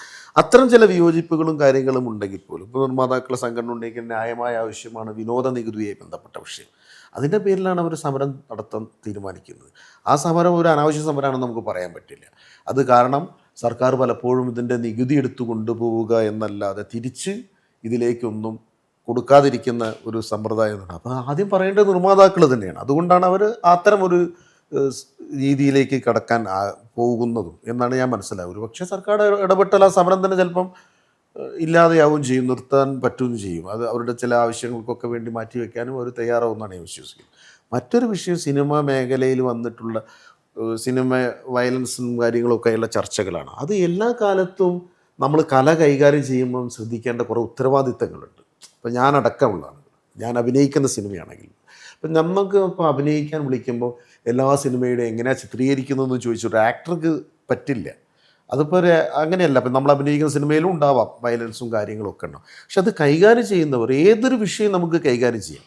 ഇപ്പോൾ വയലൻസുമായിട്ട് ബന്ധപ്പെട്ട് ഇപ്പോൾ നമ്മൾ ഈ അടുത്ത കാലത്ത് ഒരു കുടുംബത്തിലെ അംഗത്തെ മറ്റൊരംഗം വെട്ടിക്കൊന്ന ഒരു സംഭവം അടുത്ത കാലുണ്ട്. ഇതൊരാൾക്ക് സിനിമയാക്കാൻ പാടില്ല എന്നില്ല. ആ ഒരു വിഷയം സിനിമ ചെയ്യുമ്പോൾ സ്വാഭാവികമായിട്ടും ആ കാര്യങ്ങളിലൂടെയാണ് ക്യാമറ പോവുക. പക്ഷേ അതെങ്ങനെ ചിത്രീകരിക്കണം എന്നുള്ളത്, അതിൻ്റെ ലിമിറ്റേഷൻസ് എന്താണ്, അതിൻ്റെ സാധ്യതകൾ എന്താണ് എന്നുള്ള ക്രിയാത്മകമായ തീരുമാനമെടുക്കേണ്ടത് അതിൻ്റെ സംവിധായകനാണ്. അത് ഉത്തരവാദിത്തത്തോടു കൂടി ചെയ്യണം. ഉത്തരവാദിത്തത്തോടു കൂടി ചെയ്തിട്ടില്ലെങ്കിൽ വലിയ തിരിച്ചടികൾ നമുക്ക് നേരിടേണ്ടി വരും. സമൂഹത്തിൻ്റെ മനസ്സാക്ഷിക്ക് വലിയ ചികിത്സ കൊടുക്കേണ്ടി വരും. അതുകൊണ്ടാണ് ചില സംഭവങ്ങളൊക്കെ പലപ്പോഴും, അതുമാത്രമല്ല കാരണം ഇപ്പോൾ ഇരകൾ എന്ന് പറയുന്ന സിനിമ വർഷങ്ങൾക്ക് മുമ്പ് KG ജോർജ് എന്ന പ്രതിഭ, അതല്ല ഈ സംഭവം. അതിലെ ഗണേശേട്ടൻ ചെയ്ത ക്യാരക്ടർ ഓരോരുത്തരെ രക്ഷപ്പെടുത്തുകയാണ് അല്ലേ, കൊലപാതകത്തിലൂടെ രക്ഷപ്പെടുത്തുകയാണ്. അത് വർഷങ്ങൾക്ക് മുമ്പ് പറഞ്ഞതാണ് അത്. പക്ഷെ അദ്ദേഹം അത് കൈകാര്യം ചെയ്ത രീതി, അതിൻ്റെ ഈ ഒരു വയലൻസായ ഒരു കഥാബീജമാണെങ്കിൽ പോലും അതിൽ നിറയെ ഇങ്ങനെയുള്ള ഒരു വയലൻസ് ഷോട്ടുകളോ കാര്യങ്ങളോ. അതുകൊണ്ടാണ് ഞാൻ പറഞ്ഞത് ഉത്തരവാദിത്തത്തോടു കൂടി കൈകാര്യം ചെയ്യണം ഇത്തരം വിഷയങ്ങൾ. ഇപ്പോൾ താനൂരിൽ നിന്ന് 2 പെൺകുട്ടികൾ ബോംബെയിലേക്ക് ഓടിപ്പോയി, മുടിവെട്ടി. ഇതായിരുന്നു വർഷങ്ങൾക്ക് മുമ്പ് പപ്പേട്ടൻ പറഞ്ഞ ദേശാടനക്കിളി. പ്രതിഭകളാണ് അവർ. പ്രതിഭകളായതുകൊണ്ടാണ് അത്തരം വിഷയങ്ങൾ വർഷങ്ങൾക്ക് മുമ്പേ പറഞ്ഞു വെച്ചതാണ് അല്ലേ. അതല്ലേ താനൂരിൽ നിന്ന് പോയ 2 കുട്ടികൾ. ഇനി അത് ആ പോവാനുള്ള പ്രത്യേക കാരണം എന്താണെന്നും നമുക്ക് അറിയേണ്ട കാര്യമില്ല, ഒന്നുമില്ല. ഇതേ വിഷയം തന്നെ നമുക്ക് വൃത്തികെട്ട രീതിയിൽ വേണം ചെയ്യാം. ബോംബെയിലേക്ക് ഓടിപ്പോകുന്ന കുട്ടികളെ വേറൊരു തരത്തിലാക്കി മാറ്റി, അതല്ല കല. അപ്പോൾ കലാകാരൻ്റെ കൃത്യമായിട്ടും കലാകാരൻ സമൂഹത്തിൻ്റെ മുന്നിൽ നടന്ന് സമൂഹത്തിന് വഴി കാണിക്കേണ്ട ആളാണ്. അല്ലാതെ പിന്നിൽ നിന്ന് കുത്തുന്ന രീതിയിലേക്ക് കാര്യങ്ങൾ കൊണ്ടുപോകരുത്. അത് ഉത്തരവാദിത്തത്തോടുകൂടി തന്നെ ചെയ്യണം. ആ രീതി നടക്കുന്നുണ്ടല്ലേ? അതിന് ഈ ചർച്ച ഗുണം ചെയ്യും. ഈ ചർച്ചകളിലൂടെയാണ് അങ്ങനെയൊക്കെ ഉണ്ടാവുക. കുറച്ച് അഭിപ്രായ വ്യത്യാസങ്ങൾ അങ്ങോട്ട്. ഇപ്പം മാർക്കോയുടെ ആ പ്രത്യേക സിനിമയെക്കുറിച്ച് ഞാനൊന്നും പറയുന്നൊന്നുമില്ല കേട്ടോ, അങ്ങനെയൊന്നും പറയുന്നില്ല. ആ സിനിമയുടെ നിർമ്മാതാവ് പറഞ്ഞല്ലോ, ഇനി എൻ്റെ അടുത്ത സിനിമയിൽ ഇത്ര വയലൻസ് ഉണ്ടാവില്ല. അത് അയാൾ വേറൊരു കമേഴ്ഷ്യലായിട്ട് സിനിമ തന്നെയാണ് ചെയ്യുന്നത്. അദ്ദേഹം അത് പറഞ്ഞു എന്നുള്ളത് നമ്മൾ വലിയ കാര്യമായിട്ട് കാണണം. അദ്ദേഹത്തിന് അത് നമ്മൾ നല്ല ഗൈഡ് കൊടുക്കണം. കാരണം എന്താ വെച്ചാൽ അദ്ദേഹം അത് ഈ ചർച്ചയുടെ ഭാഗമായിട്ടാണ് ഇത് പറയുന്നത്. അതെ അതെ. അപ്പോൾ ഇത്തരം ചർച്ചകൾ സമൂഹത്തിൽ നടക്കണം. അല്ലാതെ നമ്മൾ പ്രവർത്തിക്കുന്ന ഒരു മേഖലയ്ക്കെതിരെ ആരെങ്കിലും എന്തും പറഞ്ഞാൽ എനിക്കെതിരെ പറയുകയാണല്ലേ എന്നൊക്കെ കരുതി കഴിഞ്ഞാൽ പിന്നെ ഒരടി നമുക്ക് മുന്നോട്ട് പോകാൻ പറ്റില്ല, പ്രത്യേകിച്ച് സാംസ്കാരിക രംഗത്ത്. നിലവിൽ ഭരണ സമിതികൾ എന്ന് വെച്ചാൽ ഭരണകൂടങ്ങൾ തന്നെ ചില സിനിമയിൽ പേരെടുത്ത് വരെ ഇപ്പം മുഖ്യമന്ത്രി തന്നെ കേട്ടുകയാണ് നിയമസഭയിൽ എടാ മോനെ എന്ന് വരെയാണ് കുട്ടികൾ ആവേശം സിനിമയിലെ ഡയലോഗ് കുട്ടികൾ വിളിക്കുന്നു എന്നാണ്. മുഖ്യമന്ത്രിയാണ് നിയമസഭയിൽ പറയുന്ന ഒരു വാക്കാണ്. അത് കണ്ടാണ് നമ്മുടെ കുട്ടികൾ വളരുന്നു എന്നാണ് മുഖ്യമന്ത്രി പറയുന്നത്. അത്തരം ഒരു മുഖ്യമന്ത്രിയാണ് പറയുന്നത്, നിയമസഭയിലാണ് പറഞ്ഞിരിക്കുന്നത്. അത് എങ്ങനെ നമുക്ക് യോജിക്കാം? മുഖ്യമന്ത്രി എടാ മോനെ എന്ന് കുട്ടികൾ ഇപ്പോൾ ബാക്കിയുള്ളവർ വിളിക്കുന്നതാണ് മുഖ്യമന്ത്രി ഉദാഹരണം പറയുന്നത്. മുഖ്യമന്ത്രി പറഞ്ഞതിന് അങ്ങനെയല്ല നമ്മൾ കാണുന്നത്. നമ്മൾ ഉത്തരവാദിത്തത്തോടു കൂടിയാണ് അദ്ദേഹം പറഞ്ഞതെന്നാണ് ഞാൻ മനസ്സിലാക്കുന്നത്. കാരണം അദ്ദേഹം നിയമസഭയിൽ പറഞ്ഞത് ആ വാക്ക്, അതായത് ഈ റാഗിങ്ങുമായിട്ട്, ഇപ്പോൾ താമരശ്ശേരിയിലുണ്ടായ റാഗിങ്ങുമായിട്ട് ബന്ധപ്പെട്ട് കുട്ടികൾ തമ്മിലുണ്ടായ അടിപിടിയിൽ ഒരു കുട്ടി മരിച്ചുപോയ, ഒരു കൊലപാതകത്തിൽ ഒരു കുട്ടി മരണപ്പെട്ട സമയത്താണ് ഈ വിഷയത്തെക്കുറിച്ച് അദ്ദേഹം പറഞ്ഞത്. ഇത് ഇത്തരം റാഗിങ്ങിലൂടെ വരുന്ന കുട്ടികളിൽ നായകന്മാരായി മാറുമ്പോൾ ഉണ്ടാകുന്ന ഒരു കാര്യങ്ങൾ പരിശോധിക്കപ്പെടേണ്ടതാണ് എന്നാണ് ആ ചർച്ചയിലൂടെ അദ്ദേഹം എയിം ചെയ്ത കാര്യം. അതേ സമയത്ത് അദ്ദേഹം എടുത്തു പറയുന്നുണ്ട്, ഒരു ആ നിയമസഭയിലെ ആ പ്രസംഗത്തിൻ്റെ തുടർച്ചയായിട്ട് അദ്ദേഹം പറയുന്നുണ്ട്, ഇത് നമുക്ക് ഈ ലഹരിക്കെതിരെയൊക്കെയുള്ള പോരാട്ടം ഒറ്റയ്ക്ക് ഒരു ഭരണകൂടം ഒറ്റയ്ക്ക് നടത്തേണ്ട, അതിന് സമൂഹത്തിൻ്റെ മുഴുവൻ സപ്പോർട്ടും ആവശ്യമാണ് എന്ന് പറയുന്നുണ്ട്. അത് നമ്മൾ ഒരു വളരെയധികം സീരിയസ് ആയിട്ട് ഉത്തരവാദിത്തത്തോട് അദ്ദേഹത്തോട് രാഷ്ട്രീയ വ്യത്യാസങ്ങളുണ്ടെങ്കിൽ അതൊക്കെ മാറ്റിവെച്ച് അദ്ദേഹത്തോടൊപ്പം തന്നെ നിൽക്കണം നമ്മൾ. അങ്ങനെ തന്നെ സമൂഹത്തിനോടൊപ്പം നിന്നിട്ടാണ് ഇത്തരം വിപത്തുകൾക്കെതിരെ നമ്മൾ സമരത്തിന് പോരാടാൻ ഒരുങ്ങേണ്ടത്. ഒരു കുട്ടികളുടെ ഒരു മാറ്റം ശരിക്കും പറഞ്ഞാൽ കുടുംബത്തിൽ നിന്ന് തന്നെ തുടങ്ങണ്ടേ? തീർച്ചയായിട്ടും. അതാണ് ദാസേട്ടൻ എന്ന സിനിമ പറയുന്നത്. അതായത് ഒരച്ഛനും അമ്മയും മക്കളും തമ്മിലിരുന്ന് ചർച്ച ചെയ്യപ്പെടേണ്ട വിഷയങ്ങളുണ്ട്. പലപ്പോഴും നമ്മളിത് ചർച്ച ചെയ്യാതെ മാറ്റി വയ്ക്കുകയാണ്. അതിന് നമ്മൾ ഓരോ സർട്ടിഫിക്കറ്റ് കൊടുക്കുക. അവൻ വരുന്നുണ്ട്, പറയണ്ട, മിണ്ടണ്ട, ആണ് കുട്ടികളെ മുന്നേ സംസാരിക്കണ്ട എന്ന് പറയുന്ന ഒരു സർട്ടിഫിക്കറ്റ് അച്ഛനും അമ്മയും കൂടെ ഉണ്ടാക്കുന്നുണ്ട്. വീട്ടിൽ ചില വിഷയങ്ങൾ അത് കുട്ടികളെ കൂടി വിളിച്ച് സംസാരിക്കുക എന്ന് പറയുന്ന ഒരു സർട്ടിഫിക്കറ്റ് ഉണ്ടാക്കുന്നുണ്ട്. അതുമല്ലാത്ത സ്പെഷ്യൽ എന്ന് പറഞ്ഞ സർട്ടിഫിക്കറ്റ് ഉണ്ടാക്കുന്നുണ്ട്. അത് വേറെ ഒരു തരം സർട്ടിഫിക്കറ്റ്. അങ്ങനെ വീട്ടിൻ്റെ ഉള്ളിൽ തന്നെ നമ്മളറിയാതെ നമ്മൾ കുറേ വേർതിരിവുകൾ സൃഷ്ടിക്കുന്നുണ്ട്. മറിച്ച് ഓരോ കുട്ടിയും അച്ഛനും അമ്മയും കുട്ടികളും തമ്മിൽ ഇരുന്ന് സംസാരിക്കേണ്ട വിഷയങ്ങളുണ്ട്. ആ വിഷയങ്ങൾ ഇങ്ങനെ തുറന്ന് സംസാരിക്കുമ്പോഴാണ് യഥാർത്ഥത്തിലുള്ള അവൻ സമൂഹത്തിലേക്ക് ഇറങ്ങി വരുമ്പോൾ അവൻ ഇത്തരം പ്രവൃത്തികളിൽ നിന്ന് മാറി നിൽക്കുക അല്ല. ഞാൻ പണ്ട് ഒരു ഉദാഹരണം പറയാം. ഞാൻ പണ്ട് സ്കൂളിൽ പഠിക്കുന്ന സമയത്ത് ഞങ്ങളൊക്കെ കാലഘട്ടത്തിൽ ചാടി പോവാന്ന് പറയും. അതായത് പിന്നെ ഇങ്ങനെ ബാക്ക് ബെഞ്ചിൽ നിന്ന് ഇങ്ങനെ ചാടി മെല്ലെ 2-3 ടക്ക് ഓടിക്കളോ. അപ്പോൾ ടീച്ചറൊന്നും ഇങ്ങനെ തിരിയുന്ന സമയത്തൊക്കെ ഈ ഓട്ടം വന്നത്. അപ്പോൾ ഇത് എന്തിനാ പോകുന്നത് വെച്ചാൽ ഉച്ചയ്ക്കുള്ള ഒരു ന്യൂൺ ഷോ ഉണ്ട്. ആ സമയത്ത് സിനിമ കാണാൻ പോകുന്നതാണ്. അതിന് 1 രൂപയ്ക്ക് മതിയില്ല. 100 രൂപ കിട്ടാൻ വലിയ പാടാണ്. അപ്പോൾ ബസ്സിനൊക്കെ വരുന്ന കുട്ടികളെ കൂടുതൽ ഇത് ചെയ്യുക. അപ്പോൾ എന്നെ വിളിക്കും, ഈ വരുന്നില്ല സിനിമയ്ക്ക്, ഞങ്ങളൊന്നും സിനിമയ്ക്ക് പോകുന്നുണ്ട്. അവിടെ മറ്റേ ടീച്ചർ മംഗലം ടീച്ചർ വരുന്ന സമയത്ത് നമ്മൾ കണക്കെടുക്കാൻ വേണ്ടി ടീച്ചർ കുറേ നേരം കണക്ക് എഴുതാൻ വേണ്ടി തിരിയില്ല. ആ സമയത്താട്ടെ ഞങ്ങളോട് വേണം റെഡി ചെയ്യുന്നു വയ്ക്കും, പൈസ ഉണ്ടെങ്കിൽ ഇപ്പം തന്നെ തരണം എന്നൊക്കെ പറഞ്ഞിട്ട് വയ്ക്കുക. അപ്പോൾ ഉറുപ്പ്യ സംഘടിപ്പിക്കാൻ. അപ്പം ഞാൻ ഇവരോട് പറയും ഞാനില്ല എന്ന് പറയും. അതെന്തിനാ വെച്ചാൽ ഞാൻ പറയാൻ കാരണം ഇന്നെല്ലാത്തിനും സമ്മതിക്കുന്നുണ്ടല്ലോ വീട്ടിൽ നിന്ന്. എല്ലാ ശനിയാഴ്ച ഞായറാഴ്ച വേണ്ട സിനിമയ്ക്ക് പോയിക്കോളാൻ സമ്മതിക്കുന്നുണ്ട്. പിന്നെ ഞാൻ ഇതിന് ചാടിപ്പോണ് വെറുതെ ചാടിപ്പോയിട്ട് ഇവരെ ഇതൊക്കെ പിടിക്കാനൊക്കെ അടിപിടി ടീച്ചർമാരെ അടിയൊക്കെ കിട്ടുമല്ലോ. അത് പോകേണ്ട ആവശ്യമില്ലല്ലോ, കാരണം വീട്ടിൽ നിന്ന് സമ്മതിക്കുന്നുണ്ട്. വീട്ടിൽ നിന്ന് സമ്മതിക്കാത്തവരാണ് ഈ ചാടിപ്പോകുന്ന കുട്ടികൾ സിനിമയ്ക്ക് പോകുന്നത്. അത് അവരുടെ സാഹചര്യം എങ്ങനെ ഒരു സിനിമയ്ക്ക് പോകരുത് നിർബന്ധമായിട്ട് സ്ട്രിക്റ്റായിട്ടൊക്കെ ഇങ്ങനെ വളർത്തുക. നമ്മളതല്ല. നമ്മൾ വീട്ടിൽ രാഷ്ട്രീയം പറയാനുള്ള സ്വാതന്ത്ര്യമുണ്ട്. അച്ഛൻ വലിയ കോൺഗ്രസിൻ്റെ ഒരു നേതാവല്ലെങ്കിലും സ്വാതന്ത്ര്യ സമരത്തൊക്കെ പങ്കെടുത്ത മനുഷ്യനായിരുന്നു. അവർ വീട്ടിൽ കോൺഗ്രസിൻ്റെ ആൾക്കാർ വന്ന് മീറ്റിംഗ് കൂടുമ്പോൾ അവർ ചോദിക്കുക, ഗോവേട്ടാ അന്ന് ചെറിയ 5-ലും 6-ലൊക്കെ പഠിക്കുന്നതിനെ പറ്റി ഇപ്പം മറ്റവനാണെന്ന് വെച്ചാൽ കമ്മ്യൂണിസ്റ്റുകാരാണെന്നാണ് തോന്നുന്നുണ്ട് എന്ന് പറയുമ്പോൾ ഒരു അച്ഛൻ പറയും അല്ല ഓ നെക്സലൈറ്റ് ആണോന്ന് എൻ്റെ സംശയം. അത്രയും ഞങ്ങൾ തമ്മിൽ സംസാരിക്കും. ഇപ്പോൾ വൈദ്യ എന്നോട് സംസാരിക്കുന്ന പോലെ തന്നെ ഞാൻ എൻ്റെ അച്ഛനോട് സംസാരിക്കുന്നു. അങ്ങനെ രാഷ്ട്രീയം പറയുന്നു. രാഷ്ട്രീയം എന്ന് പറഞ്ഞാൽ തർക്കങ്ങളും വാദങ്ങളും അല്ല. ഞങ്ങൾ പരസ്പരം അതെന്തുകൊണ്ടാണെന്നുള്ള ചോദ്യങ്ങൾ ചോദിക്കാം. അത് തുടങ്ങേണ്ട വീട്ടിൽ നിന്നല്ലേ. വീടെന്ന് പറയുന്നത് പോലത്തെ ഒരു പ്ലാറ്റ്ഫോം വേറെ ഏതാ ഉള്ളത് ലോകത്തിൽ? കുടുംബം എന്ന് പറയുന്നപ്പോൾ ആ പ്ലാറ്റ്ഫോമിൽ നടക്കേണ്ട ചർച്ചകൾ നടക്കുന്നുണ്ടോ? അവിടെയാണ്. അപ്പോൾ അതുകൊണ്ട് വയലൻസ് മാത്രം ചെയ്യുന്ന സിനിമേനെ കുറ്റം പറഞ്ഞാൽ മാത്രം പോരാ. വയലൻസ് സിനിമകളെ ഇത്തരം വിഷയങ്ങൾ കൈകാര്യം ചെയ്യുന്ന ഞങ്ങളുടെ ഞാൻ പറഞ്ഞ റീലേ ഞങ്ങൾ ആ ബാറ്റ് ഞങ്ങൾ എടുത്ത് വടിയെടുത്ത് ഞങ്ങൾ ഓടുകയാണ്. ആ ദാസേട്ടൻ പോലുള്ള സിനിമകളുടെ പ്ലോട്ടും കൂടി നിങ്ങൾ കുടുംബസമേതം വന്ന് കാണണം എന്നുള്ളതും കൂടി ഒരു സാംസ്കാരിക ഉത്തരവാദിത്തമാണ് മലയാളിയുടെ. അത് ഞാൻ നിർമ്മിച്ച സിനിമ തന്നെയാണ്. അതുകൊണ്ട് തന്നെയാണ് പറയുന്നത്. നിങ്ങൾ കാണേണ്ട സിനിമയാണ് നല്ല ഉറപ്പുള്ളതുകൊണ്ട് തന്നെയാണ് പറയുന്നത്. അല്ല, അത് കൃത്യമാണ്. അതാണ് ഞാൻ ആ റൂട്ടിലേക്ക് എത്താനുള്ള സാഹചര്യം. അച്ഛനിപ്പോൾ പറഞ്ഞതിൽ 2-3 കാര്യങ്ങൾ ഉൾക്കൊണ്ട് നോക്കുന്നുണ്ട്. അച്ഛൻ പണ്ട് ക്ലാസ്സിൽ നിന്നും ചാടി പോകാൻ വേണ്ടി ഇരിക്കുമ്പോൾ വീട്ടിൽ സ്വാതന്ത്ര്യം കൊടുത്തുകൊണ്ട് അച്ഛൻ പോകാതെ ശനി ഞായർ സിനിമ കാണാൻ അച്ഛൻ്റെ അച്ഛൻ സ്വാതന്ത്ര്യം വീട്ടിൽ നിന്ന് കൊടുത്തുകൊണ്ട് അച്ഛൻ അന്ന് ചാടിപ്പോയിട്ടില്ല. അതേ സ്വാതന്ത്ര്യം എല്ലാം മക്കൾക്ക് തരുന്ന ഒരു അച്ഛനായിട്ടാണ് ഞാൻ കാണുന്നത്. അതെ അതെ അല്ലേ, കിട്ടുന്നുണ്ട് എല്ലാം. അച്ഛൻ ഇതേപോലെ തന്നെ അത് പറയണ്ട പറഞ്ഞിട്ട് മോള് അല്ലെ ഇന്റർവ്യൂ വൈൻഡപ്പില്ല. അത് ഓരെന്തോ സെൻസർ ചെയ്യുന്നതാണല്ലേ. നമുക്കൊരു 4 വർഷം കഴിഞ്ഞിട്ടുള്ള 4 വർഷം കഴിഞ്ഞിട്ടുള്ള ഇന്റർവ്യൂ 4 വർഷം കഴിഞ്ഞിട്ടുള്ള ഇന്റർവ്യൂ. പറയാൻ പോയത് പറയാതെ പോലെ എനിക്കും അത് ആലോചിച്ചിങ്ങനെ അല്ല, അവനെന്തെങ്കിലും സെൻസർ ചെയ്യാനുണ്ടാവൂല്ലേ വലിയ? 4 വർഷം പണ്ട് ഇങ്ങനെയൊന്ന് പറഞ്ഞാണ് എന്തോ പറഞ്ഞു വന്നപ്പോ ഒന്ന് അന്ന് ഇന്റർവ്യൂവിൽ എന്തോ പറഞ്ഞു എനിക്ക് ഇപ്പോൾ ഓർമ്മയിൽ കിട്ടില്ല. പറയുന്നില്ല ഞാൻ. ഇപ്പൊ 19 വയസ്സായി. ഒന്നും പറയുന്നില്ല. 20, 21, 22, 23. 23 ആകുമ്പോ പറയാം. ആലോചിച്ച് വന്നതാണ് പറയാൻ. എങ്കിലും അതിന്റെ ഒരു ക്ലൂ ഇട്ട് വെക്കാം, ഞങ്ങള് ഊഹിച്ചെടുത്തോളാം. അതെ. അല്ല, അതായിരുന്നു ക്ലൂ.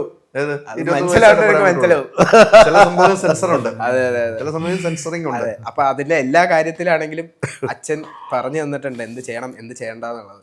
അതിന്റെ സ്വാതന്ത്ര്യം അച്ഛൻ തന്നിട്ടുണ്ട്. അതുകൊണ്ട് എല്ലാ കാര്യങ്ങളും ഇതിപ്പം ഒരു ഫ്രണ്ട്സിന്റെ കൂടെ പുറത്തു പോകണമെങ്കിലും ഏതൊരു കാര്യത്തിലാണെങ്കിലും ബാക്കിയുള്ളവരെ വെച്ച് നോക്കുമ്പം എനിക്കെപ്പോഴും എൻ്റെ വീട്ടുകാർ നല്ല ഫ്രീഡം തന്നിട്ടുള്ള കാര്യം എൻ്റെ ഫ്രണ്ട്സിനും അറിയാം, എൻ്റെ കൂടെയുള്ളവർക്ക് എല്ലാവർക്കും അറിയാം.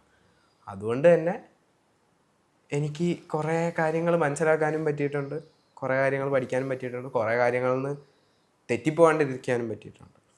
അതുതന്നെയാണ് നമ്മുടെ യാത്ര സ്ട്രൈറ്റ് പോകാൻ നമുക്ക് കഴിയുന്ന ഇത്രയും സ്വാതന്ത്ര്യം നമ്മൾ വീട്ടിൽ നിന്നും തന്നെ നമുക്ക് കിട്ടുന്നുണ്ട്. അതെ, എന്റെ ഗൈഡൻസ് വീട്ടിൽ നിന്ന് കിട്ടുന്നതുകൊണ്ടാണ് നമ്മൾ പോകുന്നത്. അതെ. അത് ഫ്രണ്ട്സിന്റെ അടുത്ത് ഷെയർ ചെയ്യാറുണ്ടല്ലോ അല്ലെ? ഫ്രണ്ട്സിന് ഷെയർ അങ്ങനെ ഇല്ലാത്ത ഫ്രണ്ട്സുകളും കാണുമല്ലോ, അവരുടെ ബുദ്ധിമുട്ടുകളും കാണാറുണ്ട്. അതെ അതെ. അവരുടെ അടുത്ത് എന്താണ് സംസാരിക്കാറുള്ളത് ശരിക്കും? സംസാരിക്കേണ്ടത് വീട്ടിൽ തന്നെയാണ്. അവരിതേപോലെ കുറേ കാര്യങ്ങൾ ചെറിയ ചെറിയ പ്രശ്നങ്ങളായിരിക്കും, പക്ഷെ അവർക്ക് ഇതേപോലെ ഈ വീട്ടുകാരുടെ അടുത്ത് സംസാരിക്കാനുള്ള മടി. ഇങ്ങനെ പറഞ്ഞു കഴിഞ്ഞാൽ അവർ എന്ത് വിചാരിക്കും, അല്ലെങ്കിൽ ഡിസപ്പോയിൻറ്റഡ് ആയി പോകും, അല്ലെങ്കിൽ അതിന് ദേഷ്യപ്പെടുമോ എന്നുള്ള പേടി കൊണ്ടൊക്കെയാണ് കുറേ പേര് സംസാരിക്കാത്തത്. പക്ഷെ ഇതൊക്കെ ചെറിയ ചെറിയ മിസ്കമ്മ്യൂണിക്കേഷനാണ്. അവർക്കും ഇതേപോലെ വളർന്നു വന്ന രീതിയിൽ നിന്നും കാര്യങ്ങൾക്കൊക്കെ അവരുടെ വീട്ടിലും ഇതേപോലെ ചെറുപ്പത്തിൽ ഉണ്ടായില്ല. അതുകൊണ്ട് ഇനിയിപ്പോൾ അവരുടെ മക്കൾക്കും അത് തന്നെ കിട്ടുന്നില്ല. പക്ഷെ അതൊക്കെ മാറി ചിന്തിക്കാനുള്ള സമയമായി എല്ലാവരും. ഇപ്പോൾ കുറേ പേര് അങ്ങനെ മാറി. ഇതേപോലെ ഇനി എല്ലാവരും അങ്ങനെ ആവട്ടെ, ഫ്രണ്ട്സും കാര്യങ്ങളും. തീർച്ചയായിട്ടും. അച്ഛൻ അഭിനയിച്ചു വെച്ച സിനിമകളിൽ ഏറ്റവും ഇഷ്ടപ്പെട്ട സിനിമ എന്ന് പറയുന്നത് ഏത് പറയും? Left right left. അന്നും ഇന്നും ഇത് തന്നെയാണ്. അന്നും ഇത് പിന്നെയും സിനിമയിലോട്ട് വല്ല മാറ്റം അറിയാൻ വേണ്ടി ഞാൻ വീണ്ടും ഓർമ്മയുണ്ടായിരുന്നില്ലേ? അത് ഓർമ്മയുണ്ട്. അന്ന് പറഞ്ഞു ഞാൻ പറയാൻ, അത് പറയരുത് വേറെ പറയാമെന്ന് ചോദിക്കണമെന്ന് ഓർത്താണ്. അതിൽ നിന്ന് ഇതുവരെ മാറിയിട്ടില്ല. അച്ഛനിൽ കണ്ടിരിക്കുന്ന ഒരു പോസിറ്റീവ് വശം എന്തായിരിക്കും? പോസിറ്റീവ് എന്തായിരിക്കും? അച്ഛൻ്റെ വ്യൂസ് പറയാൻ ഒരു മടിയില്ല. അത് ഇപ്പം ഞാൻ തന്നെ കുറേ കാര്യങ്ങൾ അച്ഛൻ പറയണത് യോജിക്കണമെന്നില്ല, പക്ഷെ അച്ഛന് പറയേണ്ട കാര്യം അത് പറയേണ്ട രീതിയിൽ തന്നെ കാര്യങ്ങൾ പറയാറുണ്ട്. ഇനി അച്ഛൻ അതൊന്നും എന്തെങ്കിലും പറഞ്ഞതിൽ തെറ്റാണ്, അല്ലെങ്കിൽ അച്ഛൻ പറഞ്ഞതിൽ ഇതുണ്ടെന്ന് അച്ഛൻ തന്നെ തോന്നുകയാണെന്നുണ്ടെങ്കിൽ അത് മാറ്റി പറയാറുണ്ട്. ആൾക്കാർക്ക് അതാണ് പലപ്പോഴും ഇല്ലാത്തൊരു ക്വാളിറ്റി എന്ന് ഞാൻ പറയാം. ഒരു കാര്യം പറഞ്ഞു കഴിഞ്ഞാൽ അത് തന്നെ പറഞ്ഞുകൊണ്ടിരിക്കണേലല്ല കാര്യം. നമ്മൾ പറഞ്ഞതിൽ എന്തെങ്കിലും തെറ്റുണ്ടെങ്കിൽ അത് തിരുത്തി പറയണതിൽ ഒരു ഇതുണ്ട്. അതാണ് എനിക്ക് എൻ്റെ അച്ഛൻ്റെ ഏറ്റവും വലിയ പോസിറ്റീവ്. നെഗറ്റീവ് പറയണ രീതി ഇടയ്ക്ക് ഒരു ഒത്തിരി പറയേണ്ടത് ഇങ്ങനെ നോക്കി പറയും. അപ്പൊ ആൾക്കാർക്ക് കേൾക്കാത്തിരി മടി ഉണ്ടാവല്ലോ. അച്ഛന്റെ പോസ്റ്റിന്റെ കമന്റുകൾ വായിക്കാറുണ്ടോ? പിന്നെ അയച്ചു തരും ആൾക്കാർ വീഡിയോസ് എല്ലാം. അതൊക്കെ ഓൾറെഡി എല്ലാവരും അയച്ചതൊക്കെ പൊക്കോളും. പിന്നെ അമ്മ എന്ത് പറയും അപ്പൊ? അമ്മയ്ക്കാണ് കുറച്ച് പേടി. പക്ഷെ അമ്മേനെ ഞങ്ങളിപ്പോ അമ്മയ്ക്ക് ഇപ്പൊ പേടിച്ച് യൂസ്ഡ് ആയി. അതൊക്കെ അത് പിന്നെ വിഷയമല്ലാണ്ട് ഇയാളെങ്ങനെയാ എന്താ വെച്ചാൽ പണ്ടത്തെ എന്തിനാപ്പ എന്നെ തല്ലണ ഞാൻ എന്ന് പറഞ്ഞാൽ അന്ന് അമ്മ അങ്ങനെ യൂസായി പോയി. അല്ലേ? ജ്യേഷ്ഠൻ എന്ത് പറയും? ചേട്ടൻ എന്താണ് പറയുന്നത്? ഏട്ടനും സുഖം. ചേട്ടൻ വേറൊരു രീതിക്ക് ഒരു യാത്രയാണെന്ന് എനിക്ക് തോന്നുന്നു. ഏട്ടൻ ഇതിന്റെ ഇപ്പം സിനിമേന്റെയും നമ്മുടെ പ്രൊഡക്ഷന്റെയും കാര്യങ്ങളിലൊക്കെ ടെക്നിക്കൽ സൈഡ് ബാക്ക് സൈഡ് മൊത്തം നോക്കുന്നത് ഏട്ടൻ തന്നെയാണ്. അപ്പൊ അവിടെ UK ഇരുന്നിട്ടാണെങ്കിലും ഫുൾ ചെയ്യുന്നതും അച്ഛനെല്ലാം ഇതാക്കി കൊടുക്കുന്നതൊക്കെ ഏട്ടൻ തന്നെയാണ്. അച്ഛൻ തന്നെയാണ്. അച്ഛനും ചേട്ടനുമായിട്ട് കുറെ കാര്യങ്ങൾ അല്ലേ? ഒരു ദിവസം സിനിമ സബ്ജക്റ്റുകൾ വീട്ടിൽ സംസാരിക്കാത്ത ദിവസം ഉണ്ടാവും? അച്ഛനുള്ള ദിവസം ഭയങ്കര റെയറാ.